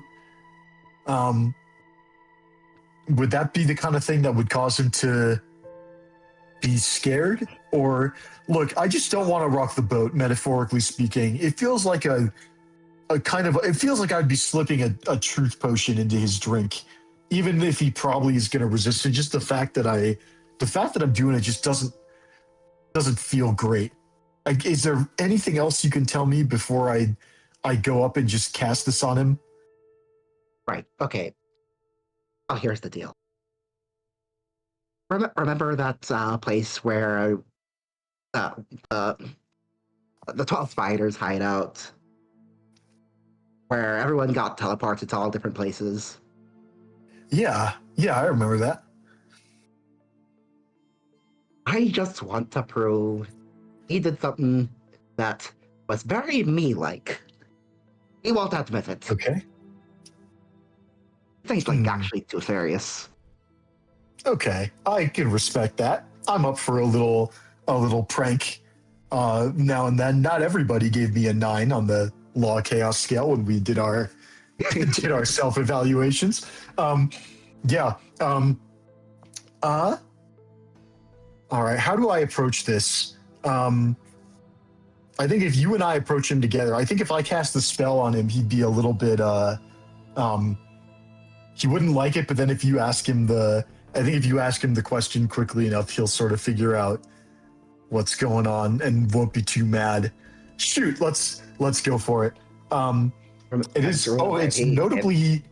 It's notably not a concentration spell, so I can't just end the spell if things go south. Cool. So let's go find Sason. Let's gather everyone else too. All right. A show. Yeah. Let's Getting an intervention going. grab Oshin and I've got an idea, Saphira. I think you and I are sufficiently deceptive to pull this off. Let's pretend like we're doing just follow my lead, okay? Right. All right. And then we'll is there anybody else you trust on this that you want to bring in on this before we do it, or should we call the crew together? I think let's keep it between you and me for now. All right, sounds good. Bryn will start looking for the other party members and ask them to assemble on deck. Cool. Just say team meeting. What's going on? Coin. Just team meeting. Team We meeting. need a team meeting. Because I do this every morning, I am going to cast this spell beforehand. Is there Oh, of something course you are. important? Like, Of course. what are we? I guess we're planning out what we're gonna do when we arrive, or Perfect. just a meeting for Yeah, me, like I said, just because there's- you want to feel like you're in charge, or just Saphira has something she wants to say, and Bryn will wink at Ruzid. oh, Saphira's presenting to the class. Okay, I'm interested. I'm scared. Did you give her I'm the all hat? ears. Is that what happened? Well, I did. She gave it back, and clearly we're also here, so it couldn't have been anything catastrophic. Okay, well, where's the gold statue? I heard her talking about that. Oh, that was hypothetical. We're still figuring out the wording on that one. Yeah. So is there anybody who's not going to join us on deck? We should assume Tati's here. Tati would be here, yes. Hearing I feel no like everyone would objections. go. She would not Yeah. want to miss this. Oshin would be there as well.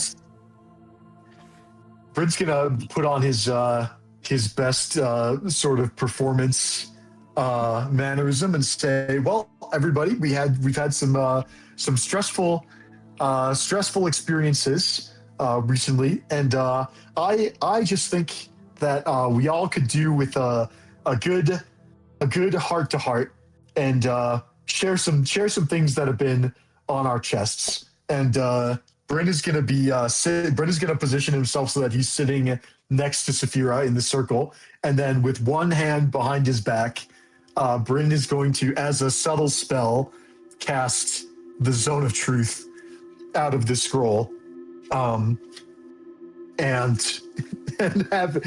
force a saving throw on everybody. Okay. What's the roll for that? Charisma save, DC 22. Oh, and we're all within 10 feet of Sason. So, does that 36? Oh, that's impressive. Where does the extra one come from? Oh, maybe he's got like a cloak of protection or something. Anyway, Yeah, I've just got a ring of protection on. That's it. Yeah. All right. Saphira fails, of course. Technically, I think everyone has like advantage in +5, just because of the. It'd be really funny if Bryn failed his own save, but he does get me up. Still not working. In there. Mine was like an error. Yeah, I had that. I just refreshed twice. I saw your roll on the character sheet, Ruzid, but I don't know why it's not coming up in here. It's like refusing to. Let me look. Be sure you click on features and traits. Features and traits. Oh, I mean, there's more. Yeah, I mean, it's just not like wherever I roll, it doesn't seem to want to go to the tabletop. That's what I'm trying to say. In any case, continue for now. It's not an impediment to the session. Anyway, fellas, I just wanted to say that after I chatted a bit with Sason, Bryn is going to pretend like he is submitting to the Zone of Truth. I had a little chat with Sason, and I just wanted to say that I decided I need to be more open and honest with the group about just stuff that's going on and the stuff that we're experiencing. And I felt that maybe this would be a good time if we have anything that's on our chest. This would be a good time to talk about it. Real quick rules question. We would know, even if you cast this subtly, what happened, yeah? I fully expect everybody knows that Zone of Truth is cast, even if you can infer that it must have been Bryn or Tati that cast it, because if Sason didn't cast it, we're the only bards and clerics in the party, I think. So it must have been Bryn or Tati, and I don't know if either of us knows the spell. Hey, quick question. What the fuck just happened? Oh, no, nothing. I just think we all could do with a heart-to-heart. Saphira, why don't you go next? Wait, I don't get to ask my question? One at a time. We'll go in the circle. Saphira is next to me, so why doesn't she go next? Okay. Right. Well, I was just thinking of the time that we were in the hideout in Ulchakbuk, a hideout belonging to the 12 spiders that we accessed by going under Irontooth's smithy. And I was thinking about how after we killed that dragon, some of us got teleported away or plane shifted or whatever, went out of there by some other means. And it kind of just left three of us there, me, Sason, and Coin. Immediately after that happened, there were a trap that got set off within that hideout, causing a beam of disintegration that we had to dodge. And I turned and looked directly at Sason. To the best of your knowledge, Sason, were you the one who triggered that particular instance of that particular trap's activation? No, that was definitely you. Is he resisting your spell right now? Yeah, he's resisting it. Sason, answer that question again without resisting the spell. That's distasteful. I don't think I can stop resisting it. I think once I resist it, it's done. Until the spell ends.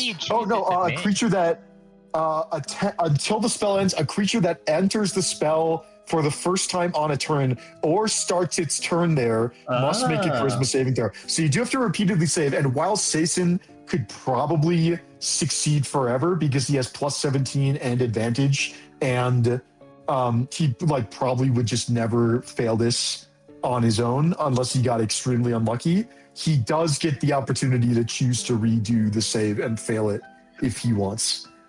I sure do. I will not choose to fail the save. All right, then let's roll 5 saves real quick. Great. 5 saving throws.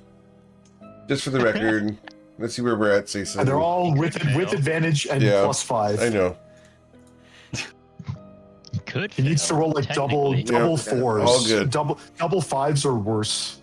That's what There's I a thought. 22, but yep, that's what he needed. Technically. No, I think something must be faulty with this spell. I'm trying to fail it, but it's just not working. It must not be very strong.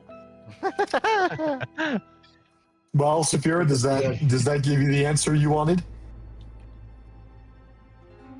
You can see Saphira's jaw just working as she. Is it my turn to speak my truth? Wait, I want to see I the think proof. it's next. So are you gonna submit to the zone of truth, Bryn, or? Oh, of course not. Well, I mean, that depends. What do you wanna ask me? Look, none of this is real, okay? Saphira just wanted to ask Sason and force him to admit that he wasn't gonna But submit now I to the need to zone of take truth and advantage answer. of the situation, so now it is real. All right. Wait, you he get can all right. just tell us that he submitted. How do we know? Oh Bryn would know. shit! I should. Bryn would know. Bryn, All right, I should pass have on the known. truth. I should have just told Saphira that Sason submitted to it. That would have been so funny because she would never have figured it out.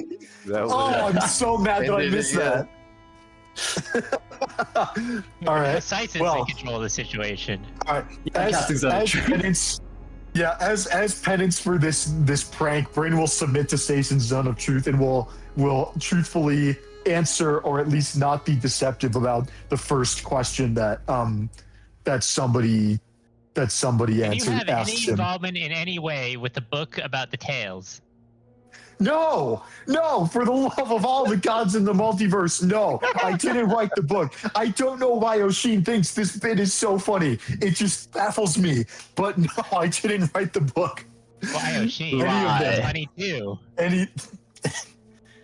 Sason, you know I submitted to the spell. Okay, you know what? That kind of settles it then. You finally answered it in the zone of truth. I would if it would make you stop thinking I wrote the books, I would have done it a long time ago. You just had to ask. Yeah, but I always thought you were lying. But now you're in a zone of truth, so you can't lie. So it's got to be the truth? Something doesn't seem right. Whatever. Of course, this doesn't. Okay, I'm gonna convince you. speak my truth now. I put a sandwich in the bag of clothing 3 days ago, and it disappeared. Now I don't need to know what? which of you ate it. I just want you to know I know what you did. I bet Oshin ate it. Bryn nods sagely. That's all, and then Coin will leave. He'll climb back up. Wait, Coin, people get the chance to ask you a question now. Why would anyone? All right. Okay, go. Coin, what's the most embarrassing thing you've done for money? I mean, I bet on a horse and lost. It's embarrassing for me. That's such an it's true. in-character answer. He's the most anything that he's actually done that has gotten him money is not embarrassing for him because he made a profit. The most embarrassing thing is the time he lost money on So a are you bet. saying you're only ashamed of gambling if you lose? Well, yeah, pretty much. I mean, fair enough. I mean, I definitely have some coins that still have gum stuck to them. Eh. You know, you're walking by and you see a freebie, you're gonna take it. I mean, isn't there Please like, tell me you know, don't the still idea- do that. Well, yeah, There's a copper piece on the ground. What's more valuable, your time or the copper piece? Sazen, of course I don't do it. We're on the water. There's no ground. I don't even need to rephrase that because I already know what the answer is going to be, and I'm disappointed, Coin. I want you to know that. He makes no correction. If I throw a copper piece into the water right now, will you dive after it? Yeah, but that's not even fair. It's so easy for me to get that. Yeah, I guess it is too easy, huh? You gotta up the Surely ante. there's a limit where you don't pick up the coin, right? Because, like, you know, isn't your time valuable? You want to find out? I mean, I could go fly away with a coin and then you try to chase me. Okay. I'd fund this. Here, I'll give you 1 gold coin, Ruzit. You want the gold coin? I want it.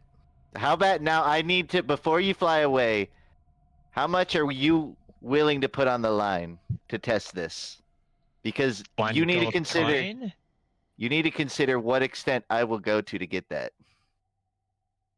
Why am I putting more on the line? I thought this is like a thought experiment where I run away with a gold coin and see how long you stupidly chase me. I just want you to think this through before you do it. Okay, I'm ready. We're just gonna start flying straight up with the gold coin. Coin triggers the chrononacrum key. Okay. Reset time. Oh my god! As you set this moment in stasis.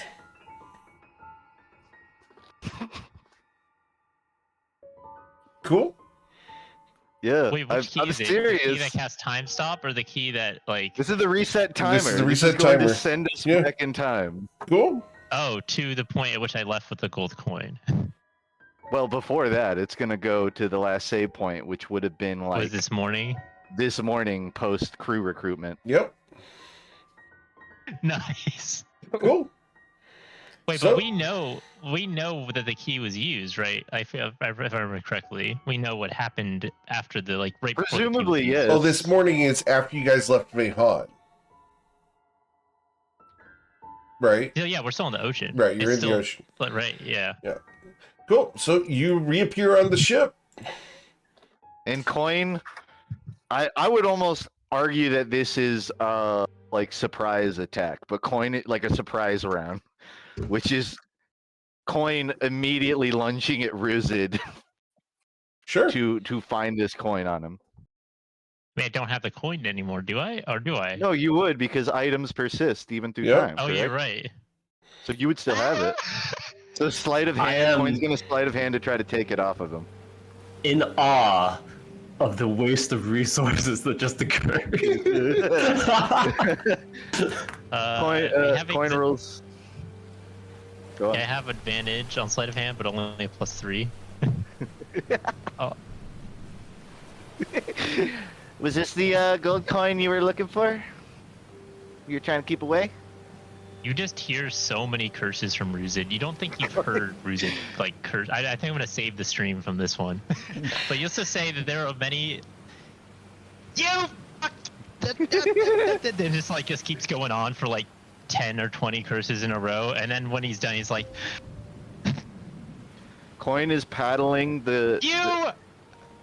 He's paddling I the didn't think it gold was in the air with the possible for you to be this chrononacrum petty. key. He's like, I can't hear you over the sound of this gold coin clamoring in my hand. I warned you. I warned you. Fuck off.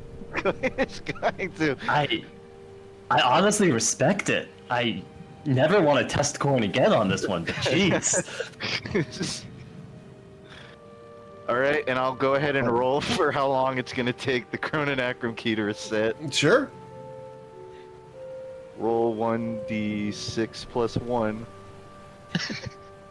3 days. Are we 3 still giving days. this guy control of the key after that? I am now rethinking that. He might be lower on my list to hold this than Saphira, which says something. I think your key privileges might get revoked soon. Oh, somebody's a sore loser. Coin throws it in his backpack like in a rush. You bastard. You can't fly from time, buddy. You can't fly from time. You know, I would call it cheating, but like, honestly, I kind of just got destroyed.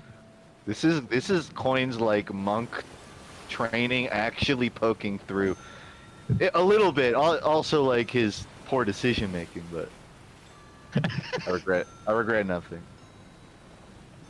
Cool. We will have to go 3 days without TPKing. I guess this is what we get for speaking our truth.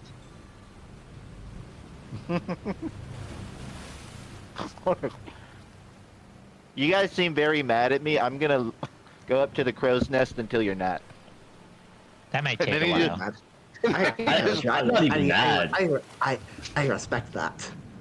Coin Yeah, just no, hopped I'm 30 just- feet in the air. Totally worth it. I'm mad though. I'm just in awe. I'm gonna have to sit down and think about this for a while. This, yeah, well played, honestly, Coin. Please don't do that again. But Jesus, If Coin had a lay motif, it would play right now. And he hops away. Awesome. Cool.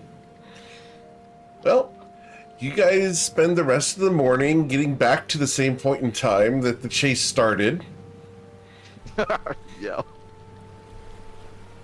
and then getting down to the afternoon. It's a nice afternoon down here south of Vehan, until the clouds start rolling in. And as the clouds begin to roll in, Coin, can you get a perception check from the crow's nest with advantage because you've got such a high perch? Absolutely. That's a 17. Thank you. You took Coin. Are you sure you rolled the right stat? It's Oh, I performance. just did performance, Yes. didn't I? Yes, sir. Perception. Oh, I'm sorry. is the one I heard. I'm looking for. I thought it was perception. There we go. Of You're 35. There you go. Good number. He took Good Coin. Deep beneath the waves, you can see shadowy forms swimming alongside the ship. Some of them are immense, while others are smaller. Each of them is at least 10 feet long, though. Approaching the vessel in a, stalking manner. Coin is going to, assuming nothing occurs within the next like 6 to 12 seconds, before really alerting anybody, he is going to trigger empty body, attempt a stealth check. He's going to descend down the crow's nest, go over the side. He's still kind of sort of Spider-Manning onto the ship. He's trying to poke his head underwater stealthily Sure. to get an eye at what is occurring. Let's go ahead and that- see what you know here. And I don't know why your Minos is here. Shut up, Minos. Go away. A 14 on stealth. All right. With a 14 on stealth, as you stick your head beneath the waves, you're going to see something at the same time that we're going to need to roll for initiative. And Mr. Coin, I'm going to show you only what is down here. Yeah, And that's what you see down here. that is what I see. Doesn't look good. You don't see that, Ruzid.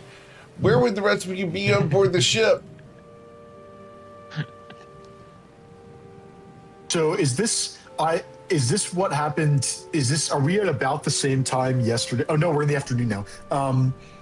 I think Bryn would actually be below decks.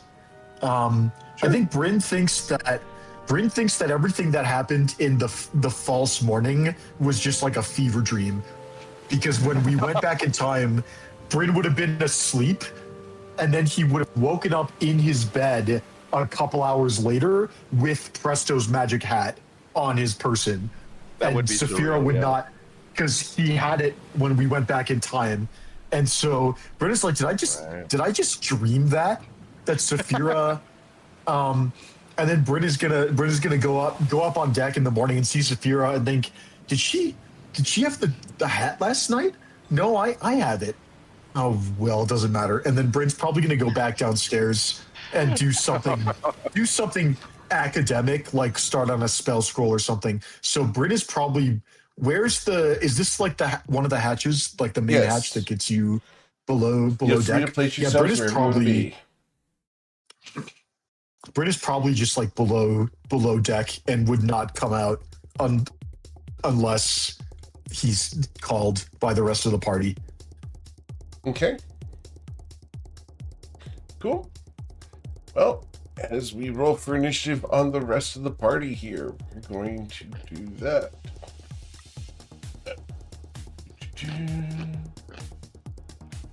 And who would like to run They're as never Tati? going to believe you. Remember that. It'll get you someday, Jason. You will admit it. You will. I would never.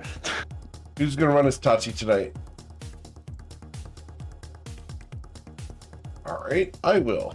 Who wants to run as Oshin? All right, I will. I'm happy to run Oshin. You're going to do Oshin? Very well. Am I muted? Okay, yeah, I can handle Oshin. Might need to crowdsource some of the decision making, but yeah, let's give it a shot. See what happens. I'm happy to help with decision making. It's just piloting their class. I'm not as confident in. All right. I need to open up Oshin's character sheet. It's still not sending anything. I'm just gonna roll manually, I There's guess. Okay. that. We're gonna It's a roll 15 for for Oshin. initiative. Oh, somebody already did. Lovely. Very well. And I'm going to do a ton of initiative rolls here.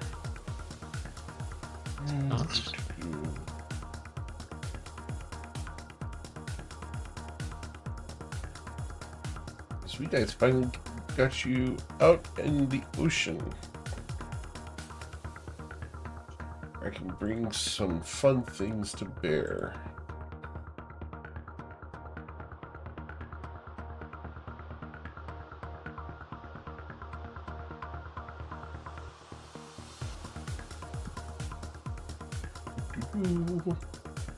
So many.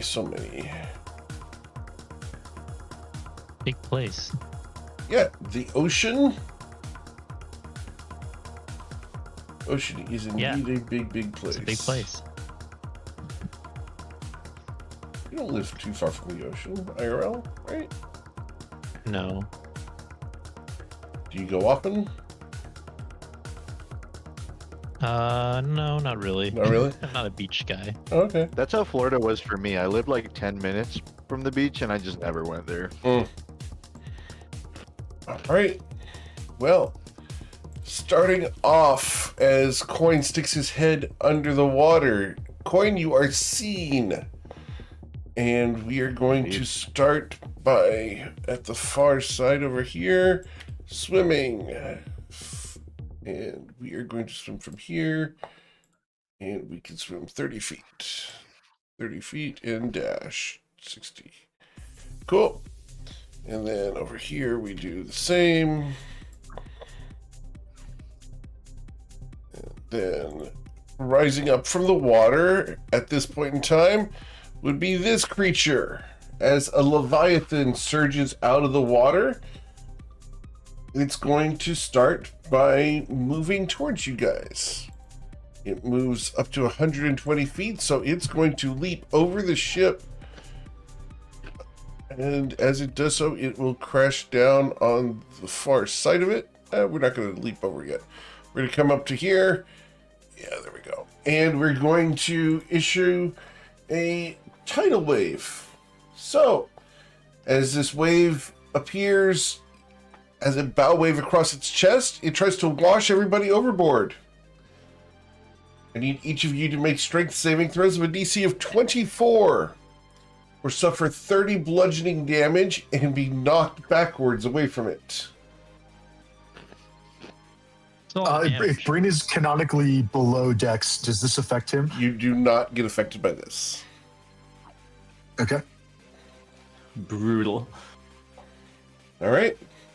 DC 24. Saphira is going to be blasted why did you 50 do feet this, though? backwards after taking the 30 points of bludgeoning damage. Sason, 50 feet away to here. and 30 bludgeoning damage. Ruzid, 50 feet away to there, and the 30 bludgeoning damage.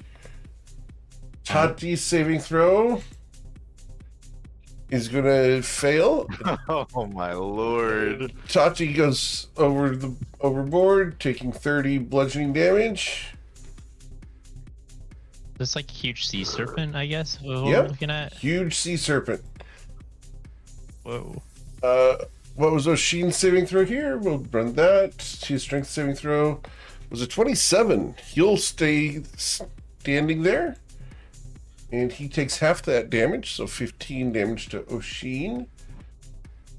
I rolled for coin, but technically speaking, he's like lodged underwater to the side of the ship. That's valid. I don't know if that really affects the roll. I'm just letting you know. It does not. You don't have to roll that. So. Okay. And that is its action. We then go to some of its friends that will surface. And as this thing comes forward, we're going to swim up to the ship, and we are going to dash onto the ship. The next one is down here. But if I can click on the correct guy. As we surge forward, we will dash to there. And over here, this guy also, I'm just going to get them all on the map here. Now that we've got everybody here. This guy is going to move towards Sason. And we're going to attack Sason. Sason, we are going to perform 2 death touch attacks on you. The first being a 26 to harm you, sir. That'll get there. As this figure, merfolk inspired, and yet the back end of a sea serpent, half humanoid, reaches out, its claws reach into you and pull out some of your essence, dealing 25 necrotic damage. Great. I will take half of that, and he will take half of the half in return. All right, so he suffers 6 damage. That's necrotic, correct? So he takes no necrotic damage because he's immune to necrotic damage. Oops, sorry, I'm cutting in and out. I don't think it's actually the same damage type reflected. Give me 1 second to double check that. Radiant damage. Radiant damage back to him. Very well. Cool. All right, so he takes the 6 radiant damage. Understood. Cool. The second of those strikes, it's 2 of them. It's going to be a 22 to harm you. That's going to miss. Very well. Bryn Gemflower, we are at your turn. So the big tidal wave that hits the ship is probably going to alert Bryn that something is not right. Yes. And Bryn's probably going to rush up to the above decks to see what's going on and if the group needs help. So Bryn will take a dash action and rush up come out of the hatch, and then once he's on deck, he's going to see the big serpent on one side and the big serpent on the other side, and see half the team's in the water. So, oh man, what do we even do in this situation? We can't do a telepathic bond because the team's too far away to communicate. Maybe we get like Tati and Saphira out of there. Saphira's a strong swimmer. I don't even know if they want to be in the water. I think Saphira can fly, so can Ruzid. Tati I forgot about that. Run Yeah. on air. But still good, I think, to get people out of the water.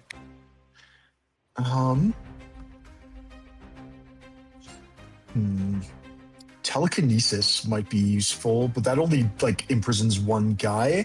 I'm a little worried about this guy running towards me. We could like psychic lance the big one and hope that we stick a stun for a turn. But I'm I'm worried about what's the range on slow? 120 feet and then a 40-foot cube. We're gonna do a square. We're gonna snap to corner. We're gonna measure by that, and then can I hit? Nope, that doesn't work. They're exactly too far away. This is good music. I don't think we've heard this before. He added 20 new tracks at the start of the year. I've got another 40 in the pipeline. Banger alert. Delightful. It's possible that these guys have like blind sight or something, which would be annoying, but just because I am feeling very vulnerable right now, Britt is going to use a quickened spell and put 2 sorcery points in. That knocks me down to 14, and Britt is going to cast the spell Mirror Image on himself. And I don't have any potions either. They're all in the bag of holding. What a mess. And then that's going to be all of Bryn's action economy for the turn. So that's all he can do. Okay.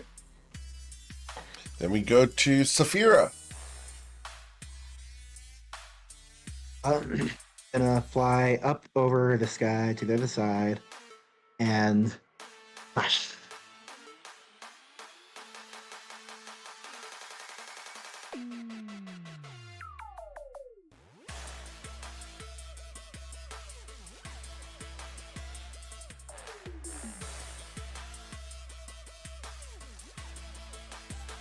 A 27 hit.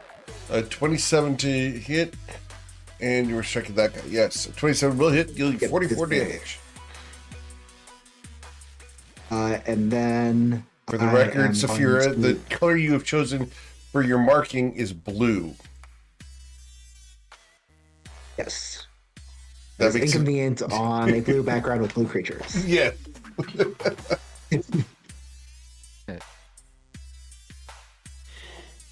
I'll figure that out between turns. Sure. But for now, I'm gonna use my bonus action to activate my Blade Song, and this thing's definitely gonna have more than this thing's definitely gonna have me within its reach. Okay, I will fly to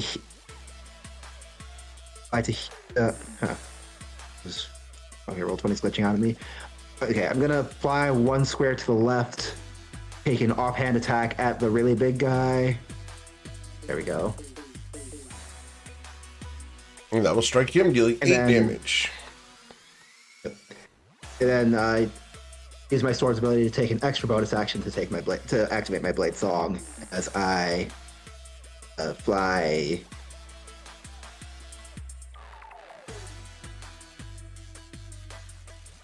Okay, so I can definitely get this far away. So this is how far I'll go. Very well. As you go away, we go to Mr. Ruzid.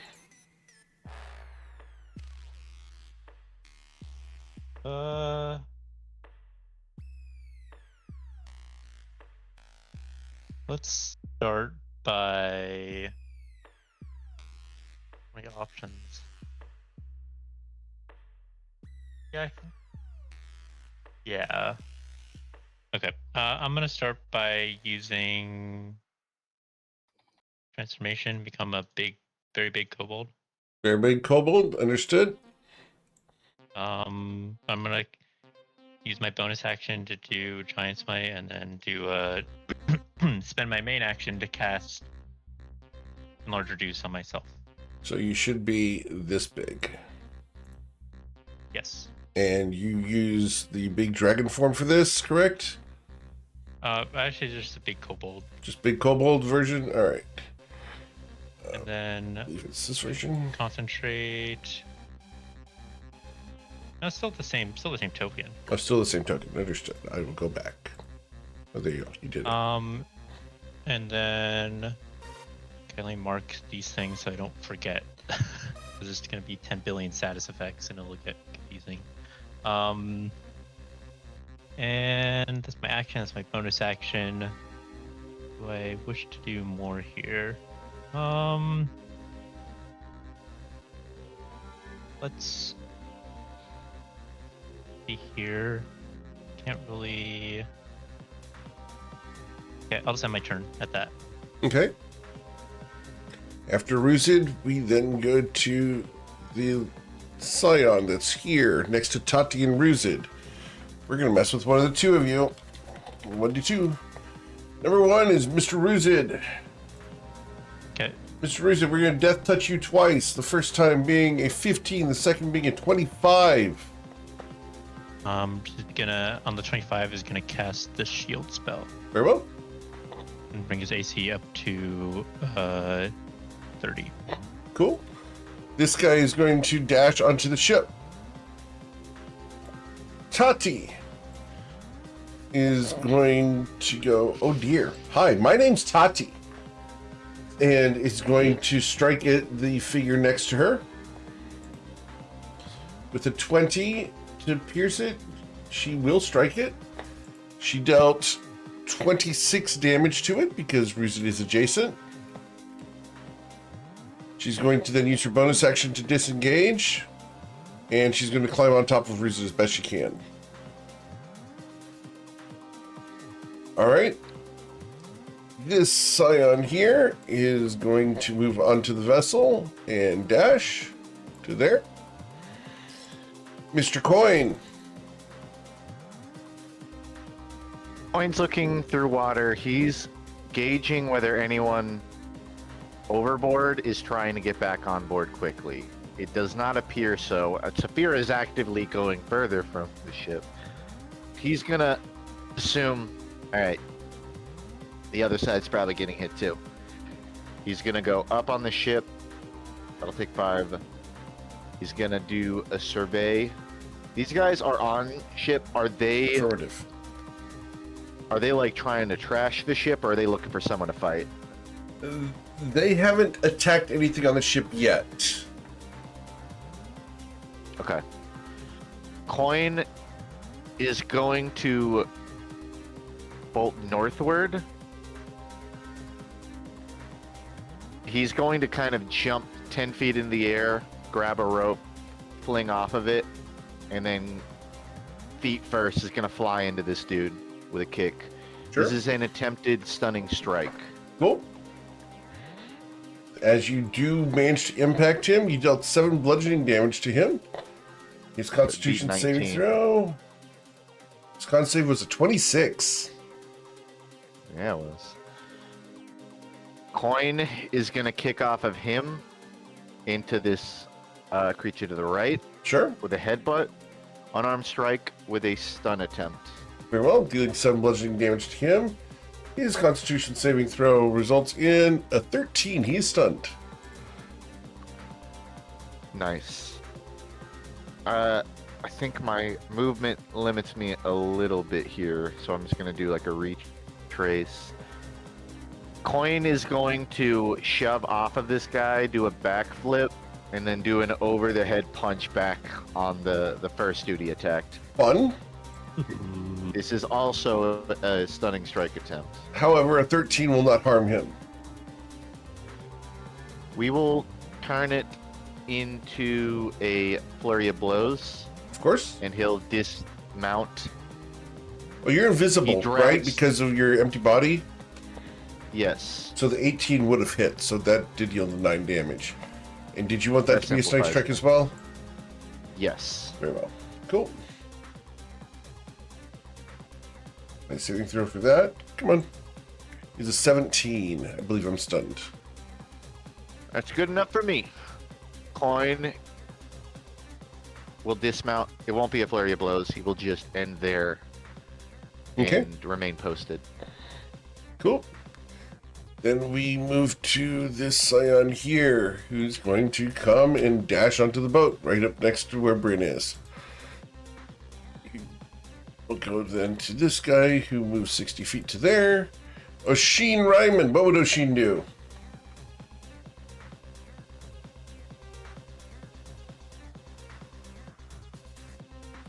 That is an excellent question. He probably doesn't go into a rage. He does. Does he do? He doesn't bust out Blade of Disaster this early, or the Wish spell. We probably like do some nasty. Oh, I should click long rest for him because we've had one of those.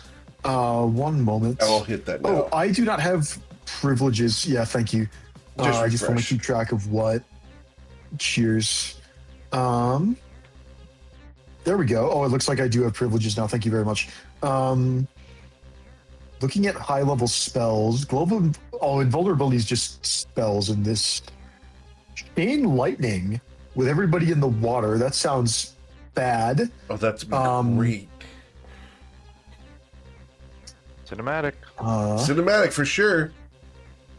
I don't think cinematic is what we're looking for right now.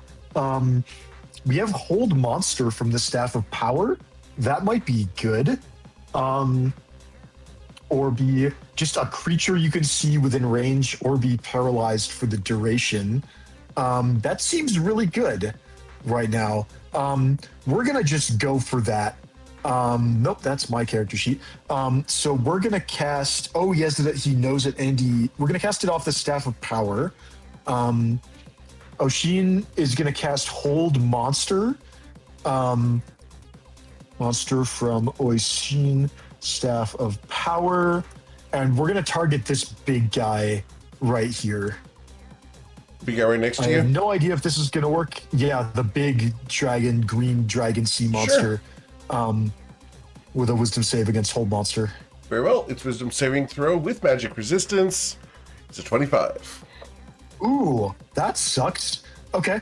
Unlucky, but okay, plus 10 against a 22, so it's basically 50-50. Do we silvery barbs here? Maybe. What is a... Can Oshin do that? No, he does not have silvery barbs, but Bryn does. This feels extremely strong if we do hit this, just because it deprives him of a turn. So yeah, Bryn's going to cast silvery barbs using a reaction. Very well. And try and make the big guy re-roll his wisdom save. Sure. Who would you like to grant your D20 to? That's a good question. Probably Bryn himself, just in case. Very well. The re-roll is the first number. I got a 20. It will be held. Delightful. That does not pass. Okay. Yeah, so this big guy, amazing. All right, he's hold personed. What can Oshin do with a bonus action? Hold monster. Okay. The third eye, I don't think that's relevant here. Bonus action. Goring Rush, Hammering Horns, Rage. I don't think we actually have any good bonus actions for Oshin. So I think let's retreat a little bit. Have these guys demonstrated to the rest of the party? I think yeah. All right. I'm going to refresh. Can we move Oshin's token, please? Sure. Where are we moving it to? Good question. Actually, this might be just the best spot. I take it back. We're not going to move it. We're going to call it a turn for Oshin. Very well. At the end of Oshin's turn, I'd like to use my sword's ability to change my initiative to go right after him. Okay. Then we will go all the way up to here. Cool. And I'm going to fly. I'm just going to fly. Use my bonus action to dash, fly over top, like we'll say 15 feet above the creatures that I'm going to be passing over. If they have reached that long, then so be it. But that's going to be my route. Okay. Well, and once the I'm big there, guy here has a reach of 20 feet, and you were just inside that reach, so I am going to reach out my tail to slap you. A 19 to harm you, Saphira. Fortunately, because of Blade Song, that misses. Very well. All right, so once I'm there, I am going to attempt to Booming Blade the paralyzed creature. Awesome. And that's going to be a critical strike.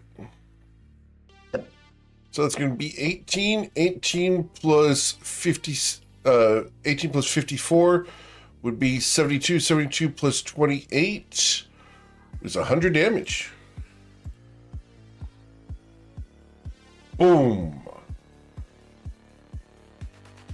And I think, was that including the booming blade damage? I'm sorry, I missed the booming blade damage. You're correct.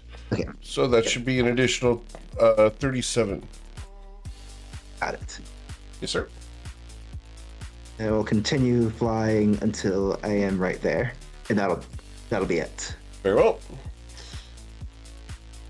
And on hold monster, do they get a saving throw when they take damage? No, I think that's charm. I think they get one at the end of their turn, but not Understood. when they. Cool. Not every time. I will check the spells text, but I'm pretty sure they don't. All good. We go to the other Leviathan. Just at the end of its turn. All right. This other Leviathan surges forward to here.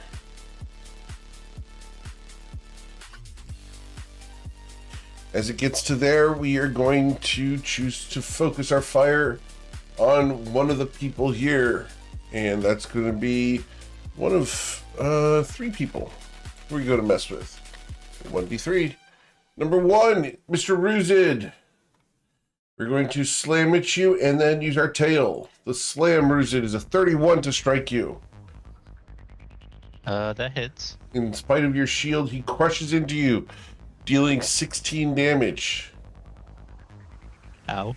The tail then whips around, wielding acid across its tip, and will critically strike you. Which I can do. I already used my reaction. All right. That's going to deal 24 bludgeoning damage, followed by 21 acid, for a total of 45 damage to you, Ruzid. I'll use my reaction, take the 45. Understood? Cool. As Sason suffers the damage, then we will go to another individual way up here who's going to climb aboard the ship. And then we go to this guy who's going to come aboard the ship. And we're going to move forward and towards the ship. And forward and onto the ship. We're going to come up here and threaten you two. That's going to be fun. All right. Did I miss one? Did I miss one guy there? Nope. All right. Oh, Mr. Sason. Okay, well, this is going poorly.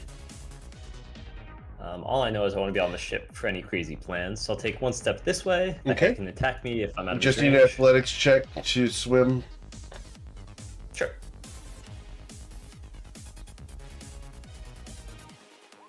You're good. And a 22 to harm you.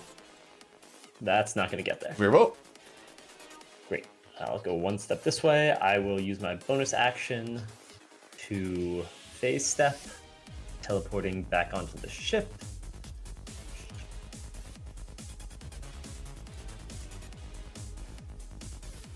Right there. What are we doing up here? What are these guys trying to do? Are they trying to take control of the ship? I honestly They're don't. probably trying to change maker it, or our flight brisket. Yeah, that's what I'm worried about. Because I feel like the amount of damage they're doing, considering their size, I was expecting there to be more bludgeoning and acid damage, but that's I don't know. The fact that they're kind of like symmetrical on it, I'm worried they're gonna just like try and bite us in half. Yeah, I think. But, well, hey, what can you do? We need to find a way to Find either the get out right of here fast or spells. kill him. I'm gonna try and banish both of them on my turn and just see what happens. If we want to have someone proficient in water vehicles try and steer the ship, we could definitely handle the little guys. And if we get 60 seconds head start, we can put some distance between us and the big ones. I technically am proficient in water vehicles, but I'm not ever going to be the most skilled person at that. I could try to push the ship. You could. I'm not saying you can't. That is an option. All right, well, let's just get started with Aura Vitality. Yeah. Very well. I'm going to get that going, heal myself. Oh, actually, wait, it's a main action to cast that, right? Yes. Yeah, cool, great. It's a bonus action, I think. Oh, no, I guess it's just healing. Whatever, cool. Great, I will heal myself for 8 because I get the +5 healing for that. And that's it at the moment. I guess I'm going to wait and see what happens next. Very well. The end of Saison's turn, we're going to go to one of the scions up here. And we're going to move up and towards this hatch. And we're going to go below decks. Oh, crap. That's not good. All right. Then this guy here is going to come up here. And we're going to use the shove action on Bryn Gemflower. Bryn, I need All your right. athletics or I'm trying to believe acrobatics. Got to beat an 8. Okay. Yeah, I'll try and do that. Acrobatics. Oh wait, there it is. That is a. Oh wait, hang on. I have something still equipped from the. Sorry, that's from turn off Trance of Order from the raid. That's a nat 1, so that should be a 7. So you're going to get shoved off the hatch, and I'm going to go down below decks, provoking an opportunity attack from both you and Oshin. If you want to take them. My reaction's down. What spells can Oshin do as a reaction? He has shield and counterspell. Because he's concentrating on hold monster, I'm gonna not do an opportunity attack just in case he needs to shield or something to not lose the hold monster. So no opportunity attacks. People downstairs to protect the crew. Yeah, that's what I'm worried about. I'm wondering if we just teleport them out and we can get them off the ship and then okay, just thinking out loud, it's not our turns yet. All right. I am currently held by your spell. At the end of my turn, I get a wisdom saving throw to try to break free of the hold monster. With a 29, I will break free of that. That is a pass. Does anybody want to do something about that? Or I guess I get to go next, and if I'm gonna just try and slap them with banishment, then that's then it doesn't matter if they're held or not. Okay. I know you have a 2. Okay. Yeah, I've got a 2, so I can use that. Yeah. But if we're going to go for the banish anyway, I'll just wait and see what happens. It got us 1 turn. That's fine. Okay. Well, he is no longer held as we then go to another scion. And this guy here is going to move forward and down into the hatch. So could he go through it with Oshin and this other guy occupying it? Does there just need to be one clear square? Space, yep. He's squeezing down. Okay, so that's fine. All right, and then this guy as well. He's going to go down the hatch. All right. Here we are going to move up to Ruzid, because you're in the water. Ruzid, we're going to attack you twice, the first time being a critical strike. This is unlucky. Going to deal 52 damage to your Ruzid. It's necrotic though, right? Yes, that sir. Right? 52 necrotic I'm resistant damage. To that. So 26. It's halved. The second death touch is going to be a 22 to harm you. That one your shield holds against. Yep. All right. Bryn Gemflower, we are at your turn. Okay. I was supposed to have advantage on my D20 roll. I missed it. That's fine. Okay, reaction comes back. Still have all my mirror images up. First priority. I don't know what these big guys are up to, but I don't like it. We're going to try and just get rid of them. So I'm going to cast Banishment at 4th level, and I'm going to put 4 sorcery points into it, which puts me from 14 down to 10. Twinned 10 SP remaining. And I would like to target the 2 monster dragons, please, with Very well. the banishment spell. Cool. Those are charisma saving throws, correct? Yes. All right. With advantage due to magic resistance, the one on the left got a 23. Okay. The one on the right got a 25. Oh, dang it. Okay. I can make one of them fail, but only one. Yeah. Well, we can go for silvery barbs on the other one. Because I have a reaction and I can silvery barbs. We also they haven't demonstrated legendary resistances. They didn't go for it on the hold monster, but we don't know if they would choose to do that or not. I mean, if we don't use it on this, what are we using it on? That's fair. My bigger concern is A, legendary resistances can blow us out of the water. B, that puts both our reactions down. Yeah, and where the people generally will hold people. It means we have no real backup except for Sheen. Yeah, we're also we're not fighting against mages though. None of these guys have demonstrated spell casting, so I don't think we're gonna need to hold up counterspell. The next thing I'm gonna do is for me, I'm less about counterspells and more about saving throws. If someone's about to fail something, I can generally get them out of that. If these guys have an alpha strike, we haven't seen it yet. An alpha strike or even some weird grapple and take them under the water. If we're gonna go for it, I say do the silvery barbs first, because if that doesn't work, I don't want to use mine just to get one banishment out of this. Okay. Probably want to wait and try again later. That works fine. Bryn will use his reaction and cast another instance of silvery barbs. And we're going to target the guy on the left near Ruzid and Tati. I'm going to give the D20 to myself, and we're going to ask him to re-roll his charisma save. Very well. As I go to roll this saving throw, it's just the first number here, resulting in a 29. Oh, well. Okay. I think the banishment is just going to fail, which is unlucky, but it is what it is. Okay, then the next thing Bryn is going to do is Bryn is going to go below Dex. We're going to use 5 feet of movement to go here, and then I'll provoke opportunity attacks from these 2 guys. From just the one. So you're going to provoke from a couple of creatures. One is going to be this guy here, and the big Leviathan. Okay. So that's fine. Here we go. We're going to start with this merfolk there. His death touch is going to be a 16 to hit you. Okay. Can we determine whether that hits a mirror image? Sure. I still have all of my mirror images, so on a 1, he hits the real me. Okay, that's going to eat a mirror image. Very well. So I'll go down to 2. Cool. The next opportunity attack is the other death touch.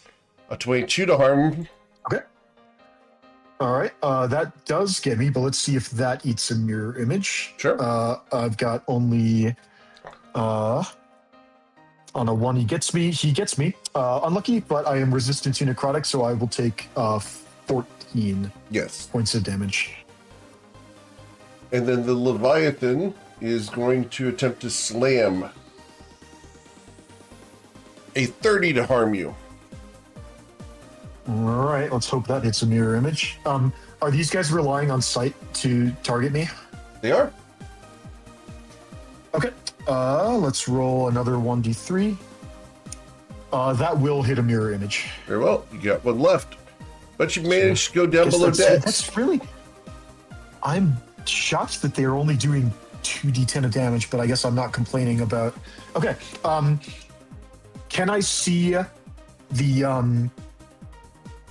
Is there... There are can 3 I put guys myself below somewhere Dex. that's going to be... Yeah. Can I just put myself off in a corner of the map because I'm not on deck anymore? Yeah, I would like to. I presume that all 3 of them are pretty close to one another. I would like to use a quicken spell and cast slow on all 3 of them. Cool. So okay, I'm going to put 2 more sorcery points down. We go to 8, and my slow spell looks like. Cast on VTT.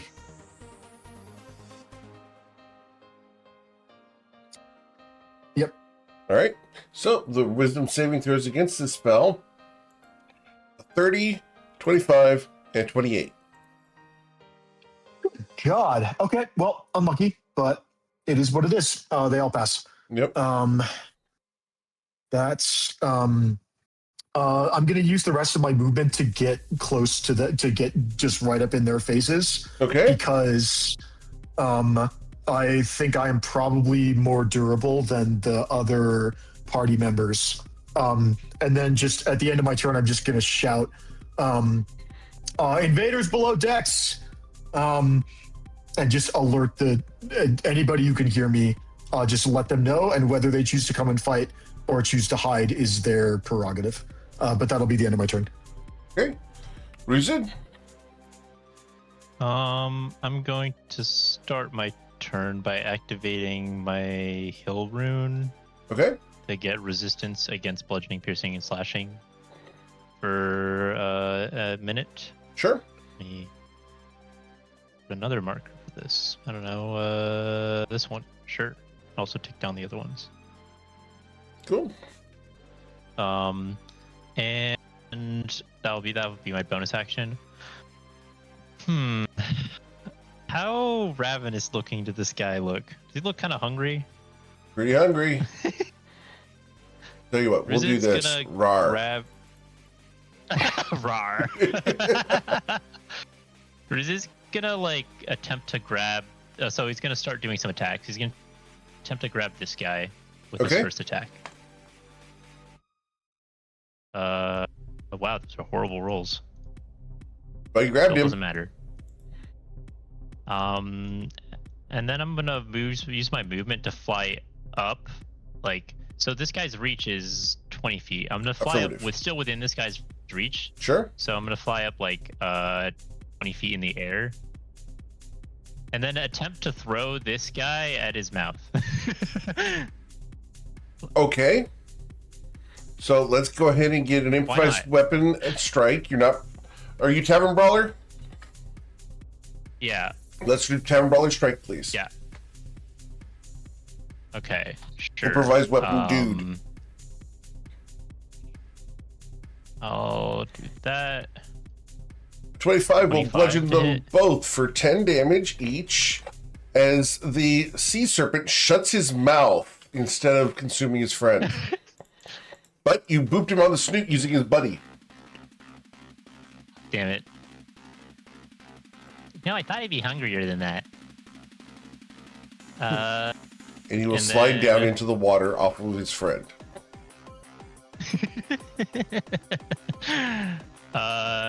What was I thinking of?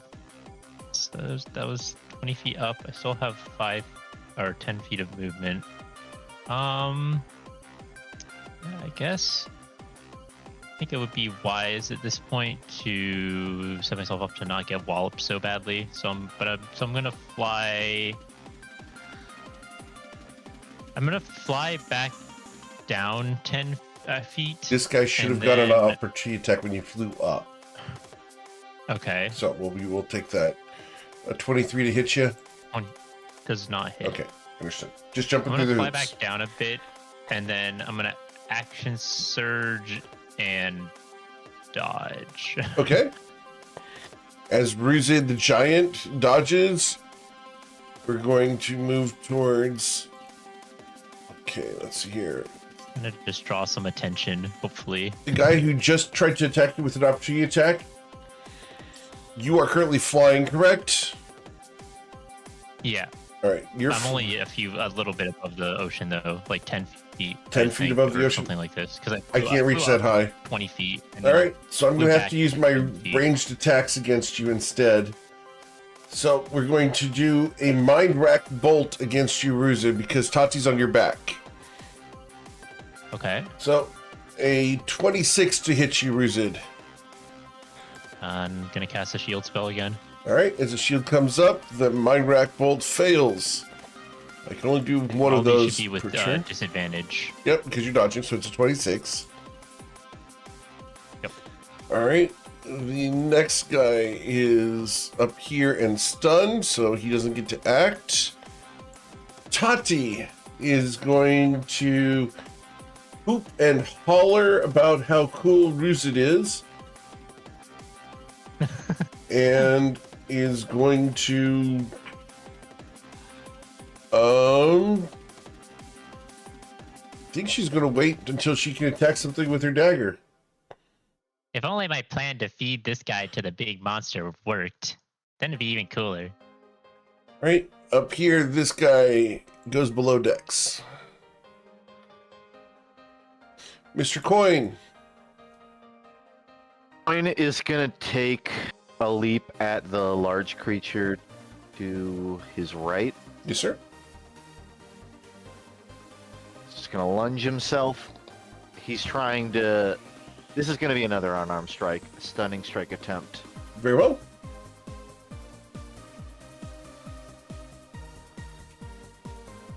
Uh, 23. The 23 hits it, dealing 14 bludgeoning damage.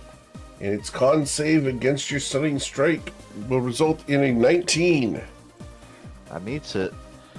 Coin is gonna punch into the side of its face again. Another attempted stun strike. Very well. Hitting him for 13 bludgeoning damage. Another section of scales breaks and cracks like so much psoriasis. A 15, it will be stunned. Yeah. Coin's gonna kick off of it, and he's going to wrap his arms. He's gonna like reach him out and then pull him in around the neck of the creature to his left. You already know what's about to happen. It's an unarmed strike with a stunning strike on top. Very well. With a 20, you bludgeon into the merfolk, dealing 12 damage. His constitution saving throw against your strike is a 24. Ooh. Alright, Coin. I really shouldn't, but he's gonna turn it into a flurry of blows. Yes, sir. And he's gonna try to like twist his arms around his neck, trying to, snap his neck effectively. You are far too slick to do so. That would be the case. He will end turn there. He lets go of the creature and backs up onto the side of the boat. He's standing on the railing. Very well. After Sea-Toad Coin, this guy is going to use an athletics check to try to shove Sea-Toad Coin. Need your acrobatics for athletics. Got to be a 23, Mr. Coin, or he's going to shove you in the water. Yep. 1 second. Do acrobatics to try to dodge it. He's gonna like act like he got hit by falling backwards, and then his head pops up, revealing that he sort of did a flip and then caught himself. Cool. He dodges. All right. Then we go to this scion here. He's going to come on board the ship and dash down below decks. Bryn, this guy is now behind you, between you and the hatch. Okay. Oshin Ryman, what would Oshin do? That's a great question. I think we need to. We don't know what these guys are doing besides just attacking us and getting below decks. We can speculate, but right now I think the crew. They could be scuttling the Yeah. ship. They could be doing a lot of things. Anything down there is bad. I know. I think we just need to kill them. Yeah. So we could have Oshin try to slow them, but Oshin only gets one spell, one concentration slot. He can't. He does not appear to. Oh no, he has improved concentration. Yeah, he also You're right. has I missed that because there wasn't any description by it. Okay. I think what we do is Oshin. Excuse me. Is going to. Oshin's going to retreat below decks and provoke opportunity attacks from anybody who might get an opportunity attack. I'll get one. And that is going to be a 31 to strike him, dealing 17 damage. That's probably going to hit. I don't think Oshin has resistance to the damage, so he's just taking the 17 necrotic. Eric, if you could mark that on his character sheet, Sure. I do not have the permissions for that. And then Oshin will retreat below decks. Could you put him like here, Sure. or something like that? I'll put him right there with you. Yep. Appreciate it. So I don't think he gets to be next to Bryn because there's the 3 guys who went down first, and then Bryn followed, and then the 1 guy followed, and then Oshin's probably closest. Right. Yeah. So we don't have a map, so just using theater of the mind. Eric, could you describe the hallway that we're in right now? I'm asking basically whether it would be feasible to contain these guys by putting down a wall of force to block off the passageway. I'm guessing probably not. We're in like a big open space, but if I do something like put a wall of force like here, is that going to be effective at containing them, or are they going to still be able to access different parts of the ship? I need an Arcana check from you, please. Okay. Oshin rolls Arcana. He's quite good at it. Okay. Oshin hits a 33 on his Arcana check. Unmovable walls of force inside a ship on the ocean are a really bad idea.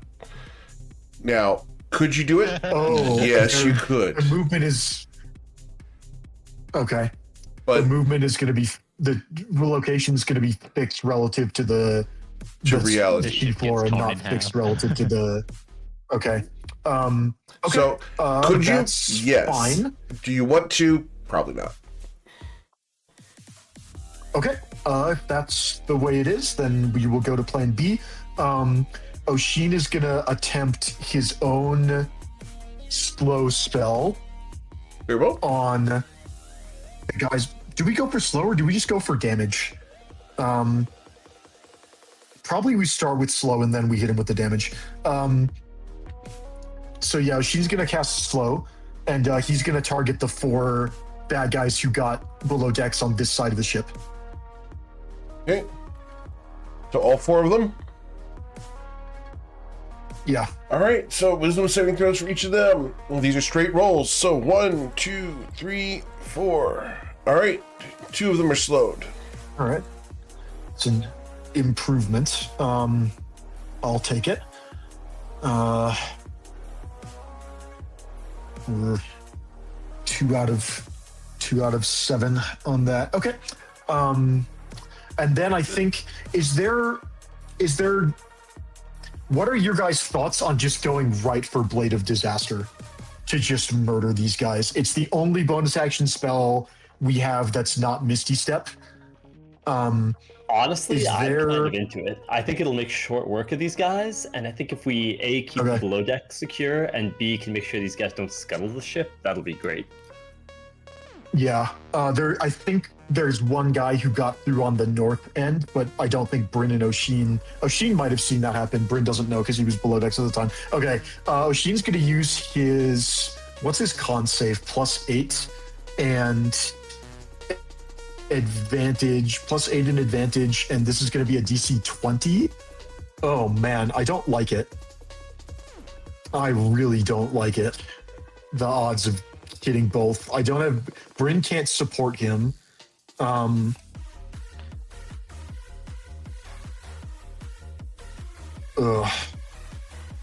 just don't like the odds of being able to hold concentration on both of them with only oh wait, no, I was looking at the wrong character sheet. He's +12 in advantage. No, +12 but not advantage. Okay, I don't think we can risk it because we're barely 50% to save. I think we just go for Chain Lightning. Yeah. Oh no, we can't. We used his action already. Ugh, why doesn't everybody just play Sorcerer? What do you mean? I play Sorcerer. All right. So that's it for Oshin as he's down below decks. I think so. I'm going to take 5 more seconds just to see if there's anything else I can do here. Because Blade of Disaster plus slow is 12 levels of concentrated spells, which is a DC 20 save, and I don't think he has any kind of feature that would give him advantage or a buff to that. We have inspiration. We could just burn inspirations if we need to. I'm kind of tempted to do that because this situation is not good. Yeah. Yeah, we gotta start. We gotta use stuff. We're doing it. I'm gonna cast Blade. We're gonna cast Blade of Disaster, and we're gonna target. We're gonna put it next to this slow guy, Okay. and we're gonna slap him with it.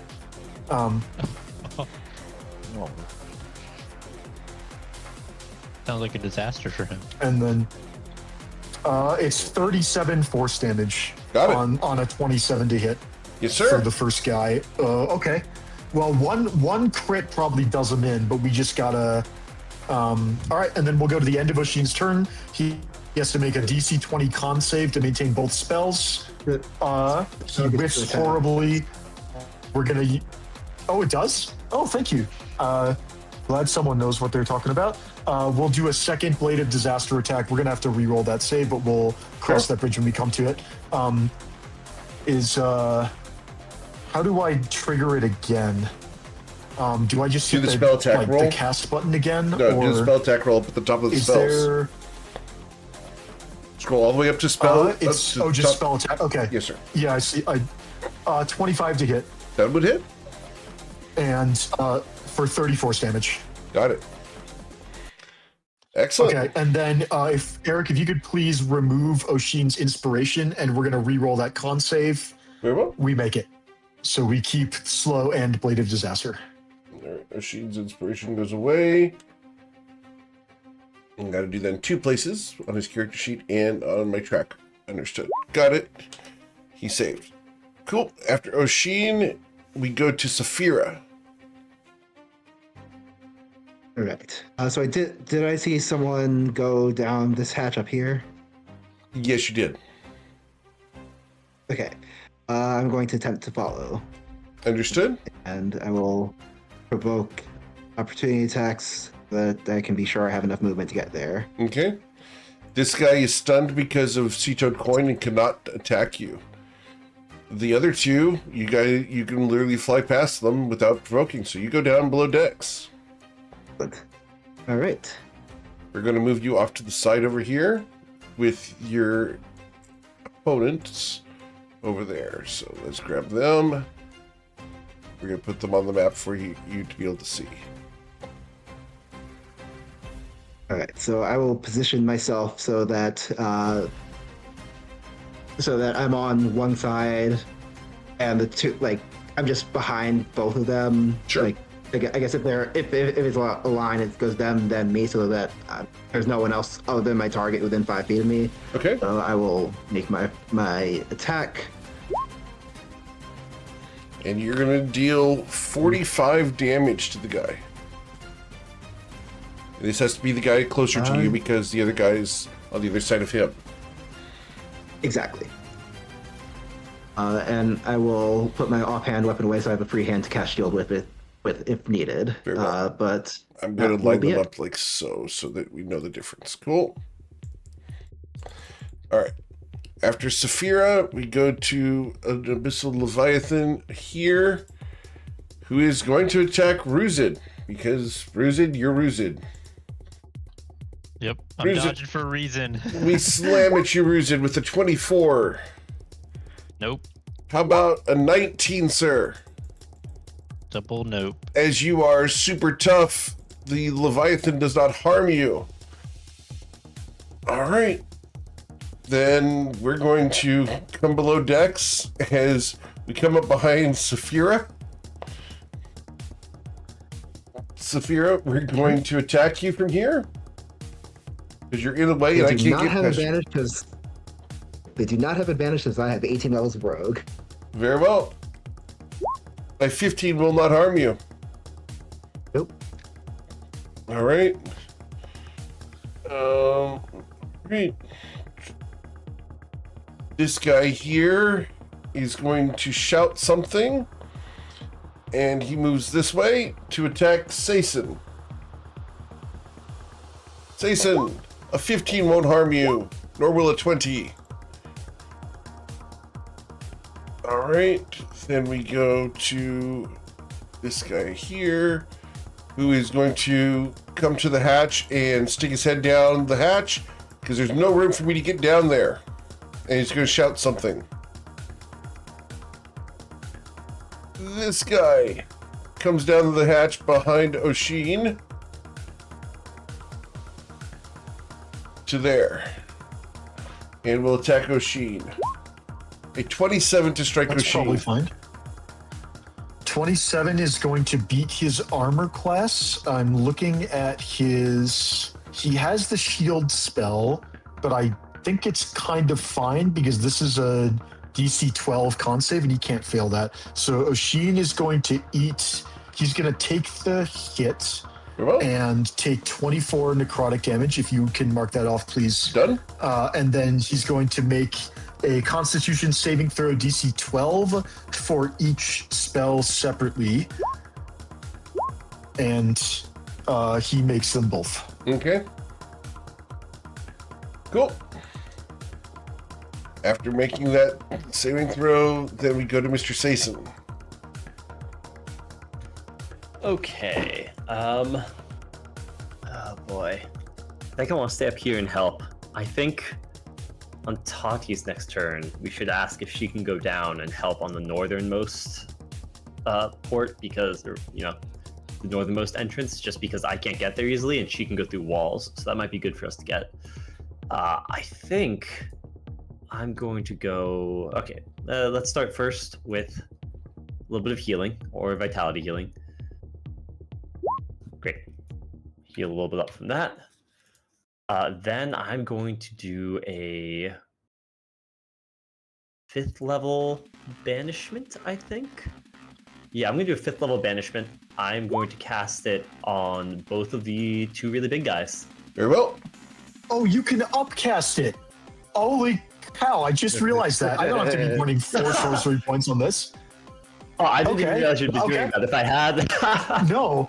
I didn't think you could upcast it. I think I was confusing it with haste, which you can't get additional targets on by upcasting it. I don't think I've ever upcast it. I think I've just done 4 sorcery points every time. Oh shit, I can just banish all of these guys. Fair play. Okay. Yes, it is cheaper. All right. But we're going to make our charisma saving throws against you, Sason. The first guy on the left is going to be an 11. He goes away. Great. The guy on the right, fantastic. His charisma saving throw is going to be an 11. Oh. He goes away. Finally, the dice have turned. This is hard. Shut up! I'm below text. I can't see or hear you. Yeah, blah blah blah blah blah. No, it shouted really loud. Blah, You can blah, probably blah, hear it. blah blah blah blah blah. I'm going to step over this way. I need to be a little bit careful in terms of just keeping up concentration to make sure those guys are gone. Yeah, I'm going to shout to ask Tati to head into the north section of the cabin and go, or north from this map, and help Saphira down there because I worry how she's doing. I'm holding on to 8 levels of spells, which is, let me double check. Is that an 18 that I'm gonna have to hit on a con save? 16. Yeah? 16. It's Oh, 8 okay, plus 8 plus spell level. I actually can't fail either way. Gotta love paladins. So yeah, I will go to my end of turn. I will make my con save. I'm golden, and that's it for me. Very well. Then we go to a Scion. Who are we going to go to? This. Where am I? Got so many guys.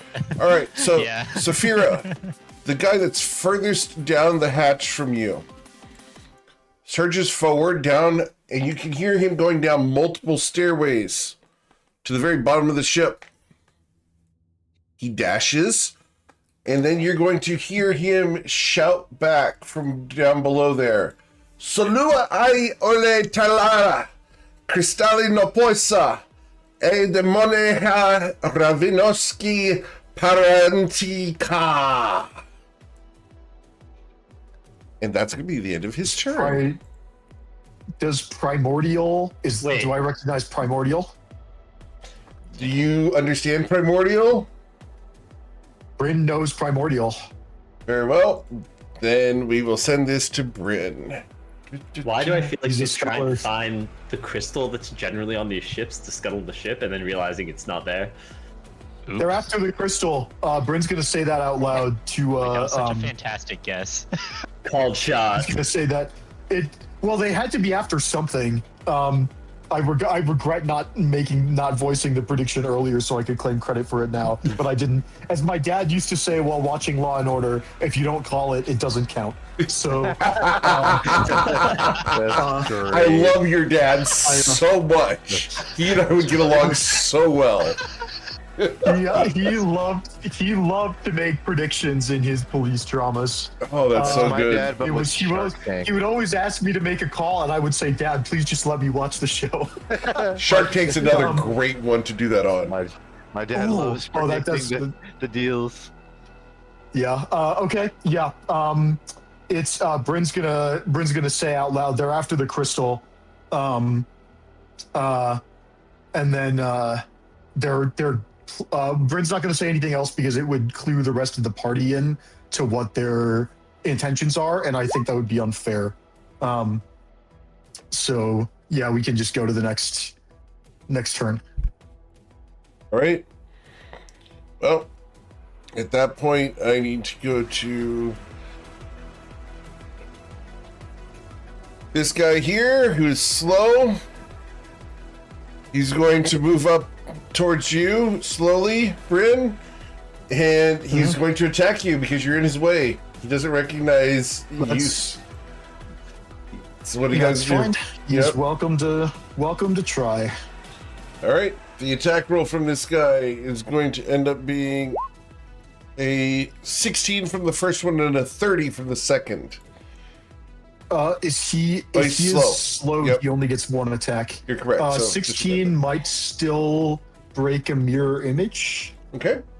No, it goes after it hits Bryn directly and does not strike him. Dealing. So it's a negative. Okay. I actually want that to hit me because the mirror image only has AC 13. Yep. But Bryn has AC 22. So that hits you, dealing 21 necrotic damage. no, sorry if that was. Oh, he has advantage. Oh, but it doesn't. No, it's sorry if I was misleading. That doesn't hit me or the mirror image. Oh, the 16 doesn't. No. Okay. Understood. No. Cool. All right. Well, he can't get past you because you're in the damn way. All right. We will hear that. And Ruzid, this guy who is not within your reach, is going to submerge. Okay. And Bryn, the guy here, is going to blast at you with the Mind Wreck Bolt. A 29 to blast you. Let's see. I think ranged attacks still go after the mirror. Yeah, just each time a creature targets you with an attack, I will try and bounce that to the mirror image. That breaks the last mirror image. Very well. Well, I can't get past you still. You're in the way. What do you want to do, Bryn? Yep. Bryn is going to get his reaction back. I don't think he's rolled a d20. Bryn is going to take the disengage action and is going to get out of the way. 5, 10, 15, 20, 25. And then just to get the point across, Bryn is going to invoke the gem flower and cast spiritual weapons. And we're going to put them all up here in a lot. I get a d4 of, only one of them, but it does crit. We're going to plop it up here next to the Blade of Disaster. Sure. And we're just going to give these guys some motivation to get out a little bit faster. I don't think we're capable of killing anybody unless Oshin crits, but we're just going to poke this guy for 15? I think that's what No. yeah, however much damage that is. It's 20 We're just damage. gonna give him give him a nice prod in the backside on his way out. Critical strike with the gem flower. Indeed. All right. Not very impressive when you only summon one spiritual weapon, but hey, we'll take it. It's something. All right, Mr. Ruzin.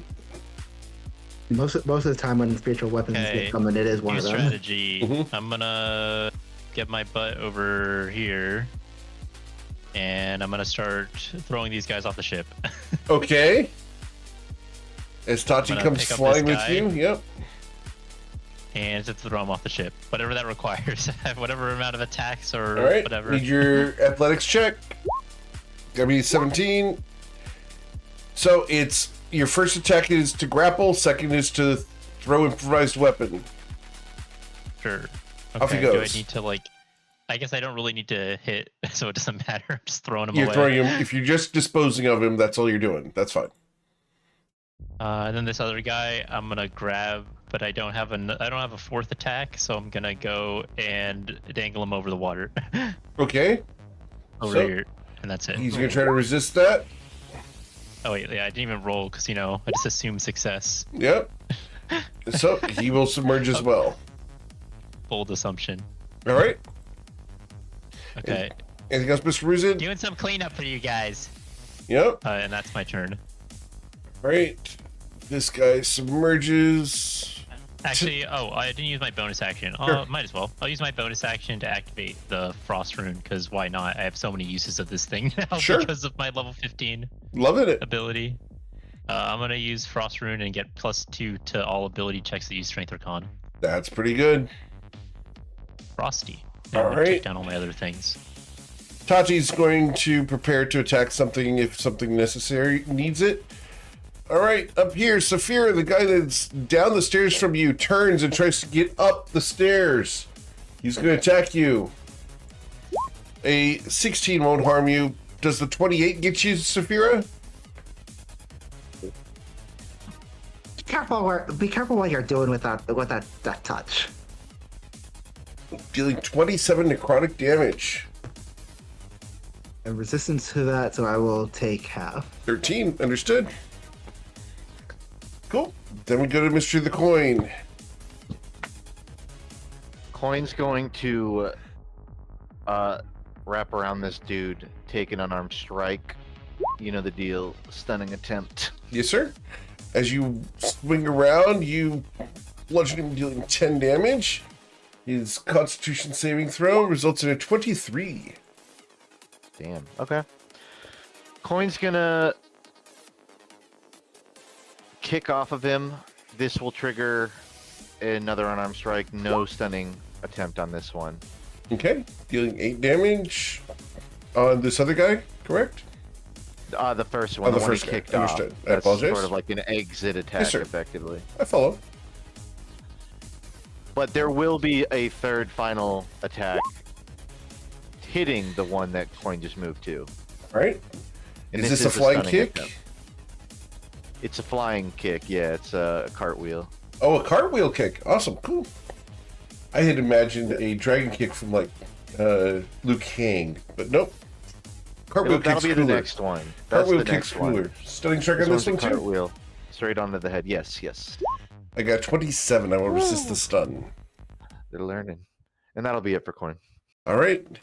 Then we go to Leviathan Scion. Guy you did not stun jumps over the side. Yeah. Oshin. What would Oshin do, Bryn? I think Oshin is just going to get out of the way, following Bryn's instructions. Can we have Oshin take a disengage action and move to this spot next to Bryn? And then we're going to poke this guy. How does the Blade of Disaster work? Can I move it between attacks, or do I have to move it once? You have to move it 30 feet and then make 2 melee spell attacks. So we're gonna move it to this space here, next to the spiritual weapon, and then we're gonna hit each of these guys once with the If you can put it on the other side, perfect. Yeah, we're gonna hit the guy on the left and the guy on the right. Both of them will be struck. I think neither of these crit, but I will go ahead and roll the damage. Blade of Disaster. Do I have to scroll up to find it? Probably. One moment. First damage and second damage. Yeah, 29 and 33 on the left and right, respectively. And then that's going to be Oshin's turn. He's going to drop concentration on slow. And free the two guys on the upper left from slow, and then just maintain Blade of Disaster. And then that'll be the end of his turn. All right, Miss Saphira. I'm going to tell these two creatures surrounding me, you know where you messed up. It didn't stick me in here with you. You stuck yourselves in here with me. And I'm going to take steady aim and target the one further into the ship that I already hit. And I'm going to target with a booming blade. And that's going to deal 41 points of damage plus 21 for a total of 62. Excellent. As there's a thunderous kaboom from the far side of the ship. Bryn, you have no idea what that was, but something exploded at the far end of your ship. You have an idea of what that was. Saphira. I mean, we all know who is responsible for explosions in this party. Mm-hmm. Oh, that's true. I hadn't considered that. Yep. Cool. Anything else, Saphira? I can literally do nothing else. Very well. And my Leviathans are still banished. The Scion here is going to disengage from you, Saphira, and leave. As he goes up on deck, he jumps over the side. Land lover! As you're jumping into the sea, so sea lover who loves land, Sea lover loves land. take our speech. Make up your mind. Basin and Coin, this guy is going to disengage and jump off the boat. He's gonna get slapped. He's gonna get He slapped. disengaged. On his way. No, I can't. He yeah, disengaged, so no. If only I was standing next to him. I have a certain feat. Yeah. Would make him stuck here forever. Is that the right foot or left feet? Never mind. No. No. My friend would have beat you up. You better run. Yeah, that's what you say. My friend would have beat you up. All right, down here, man. this guy comes up onto the deck and then over the side. Cool. Sason, where it's your turn. Great. He lost count of how many people went into each section, so he will heal himself a little bit. Roll that real quick. I hope one of those guys that jumped off deck didn't like kidnap one of our crew while we weren't looking. You know, I really hope that too. You never know with this group. I'll check this side, you go check that side if you got time. I'll just peek my head down here and make sure none of the guys are still here. Okay. Go. Clear out. They're leaving. Did they do anything? Are we supposed to be stopping them? No. They were looking for the crystal. They know it's not here, so they're running away. Oh, all right. I'll hold the thing open. I'll step to Okay. the side and hold the door open. All right, get out! All right. We can go ahead and skip initiative if you guys are going to let these guys go. Saphira? I guess. Well, I would have heard Bryn saying that, right? Yeah. From the hall. I will. I will say.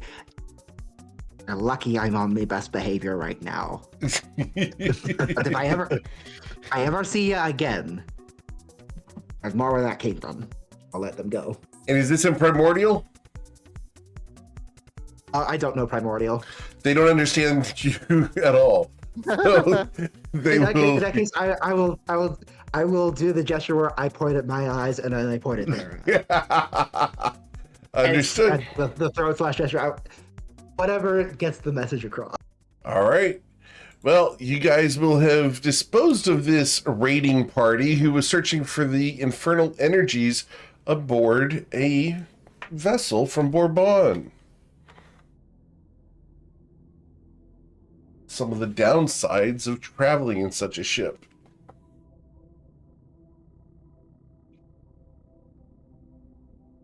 But as the sun begins to get low here in a couple of hours, is there anything you'd like to do this evening?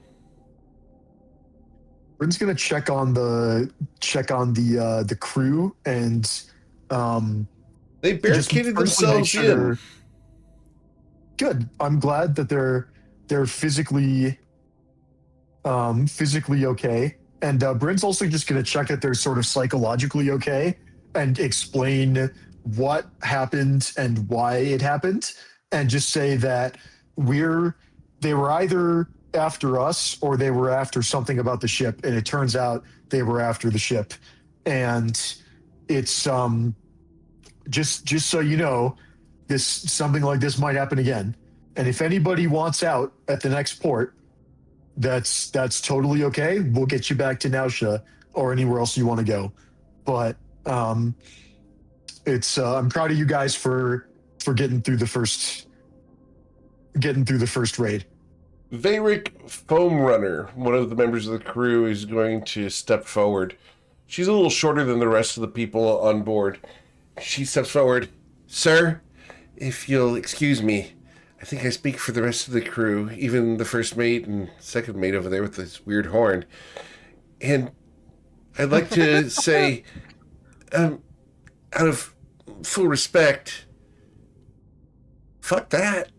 We're going to stay on board the ship. If you're able to deal with Leviathans and merfolk, I can't think of anywhere safer to be. Oh, that's Glad to hear it. Maybe land. Susan thinks about the 2 sunken ships. Maybe like Double rounds of ale for everyone tonight. She smiles. Thank you, ma'am. Has anyone ever told you that you look really familiar? I mean, probably all the bounty posters on me. Oh! We pirates now? Always have been. She looks around. Awesome. I always wanted to get more booty. I like the cut of your jib. She smiles. Bryn makes a I like yours quiet too. mental note to keep an eye on these two. No tomfoolery amongst crewmates. She turns and she can use a little bit more booty as she walks away. Okay. Seems like a double entendre. Double. straight up entendre on that one. Yeah. All right. Great. And then of the 10 for each of the 10 crew members, Bryn is going to give them each 5 gold as hazard pay. Very well. And I'll deduct 50 gold from my inventory. Sure. Good guy, Bryn. Cool. I'm just thinking if 1 gold per day is sort of the common rate for an experienced sailor who has to just deal with getting attacked by leviathans, maybe is worth a little more. And if they're willing to stick around after that, I was fully expecting at least one of them to leave. Maybe they roll for it and someone rolls low on wisdom or whatever. But no, they're all here. And that's worth that's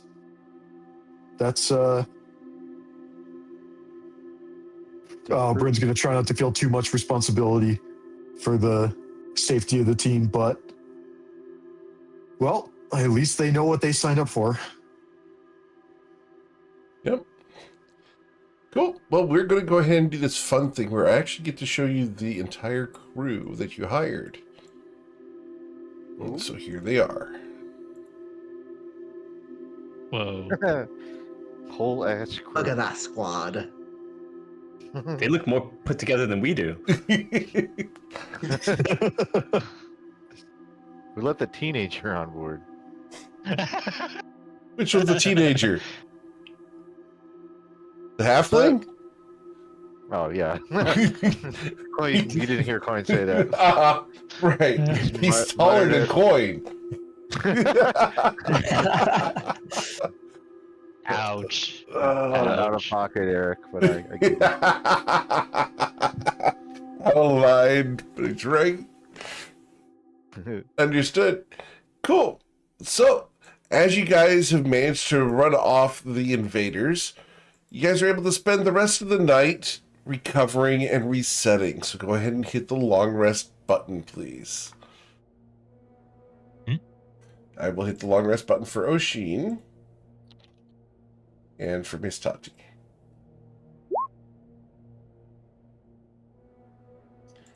Awesome. As you guys continue sailing southwards, it's going to be an interesting couple of days going from Vehan to Mizerin, but you guys will be arriving there in the morning. The winds have been favorable and blowing southeastwards. You're able to make very good time. Nice. Is there anything you'd like to do before arriving in Mizerin tomorrow morning?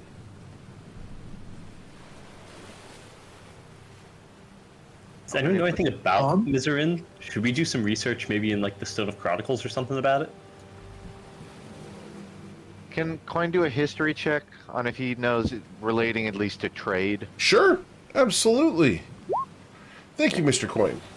Yeah. It starts with an M. It starts with an M, meaning money. Oh. I've been meaning. I could tell you that I've been meaning to learn about it. Does that help? Maybe. Sure. Yeah. I'm gonna go talk to Tati. You're welcome. Always goes back to money with you. Everything does. Yeah, that got made crystal clear to me yesterday. All right. So as Seisin goes to talk to Tati, I think that that's a great spot for us to go ahead and end for tonight so that Tati can be involved in the lore that her character is going to have to share with you. Are you cool with that? Yeah, this Makes sense. That sounds good. We're 2 down. Understood. Sounds very reasonable. Cool. Anything, it makes sense to end session on like a Tati tee up. Yeah. We'll do the Tati tee up, and we'll come back next week to explore what else happens on your way to Mizerin in search of leads for Natch Leaf and the rest of Pitney Bones' plots. As always, guys, thank you so much for choosing me to be your GM. There's a ton of amazing ones out there, and I'm always thankful you choose me to be yours. If you know someone who wants to play my game, send them away. I'd love to talk to them about getting on that wait list for a campaign slot or for a one-shot. We do have some cool stuff coming on Patreon soon, so check that stuff out. And we have that clip contest going on where we're giving away a Bubble Laser headshot. Otherwise, have a wonderful week. Please stay safe. We'll be back on Friday morning for the Toivoan Sea Dogs as they hire a new adventurer as part of their re-establishment of the Longstriders Consortium in Ryport. Take care, everybody, and have a wonderful night.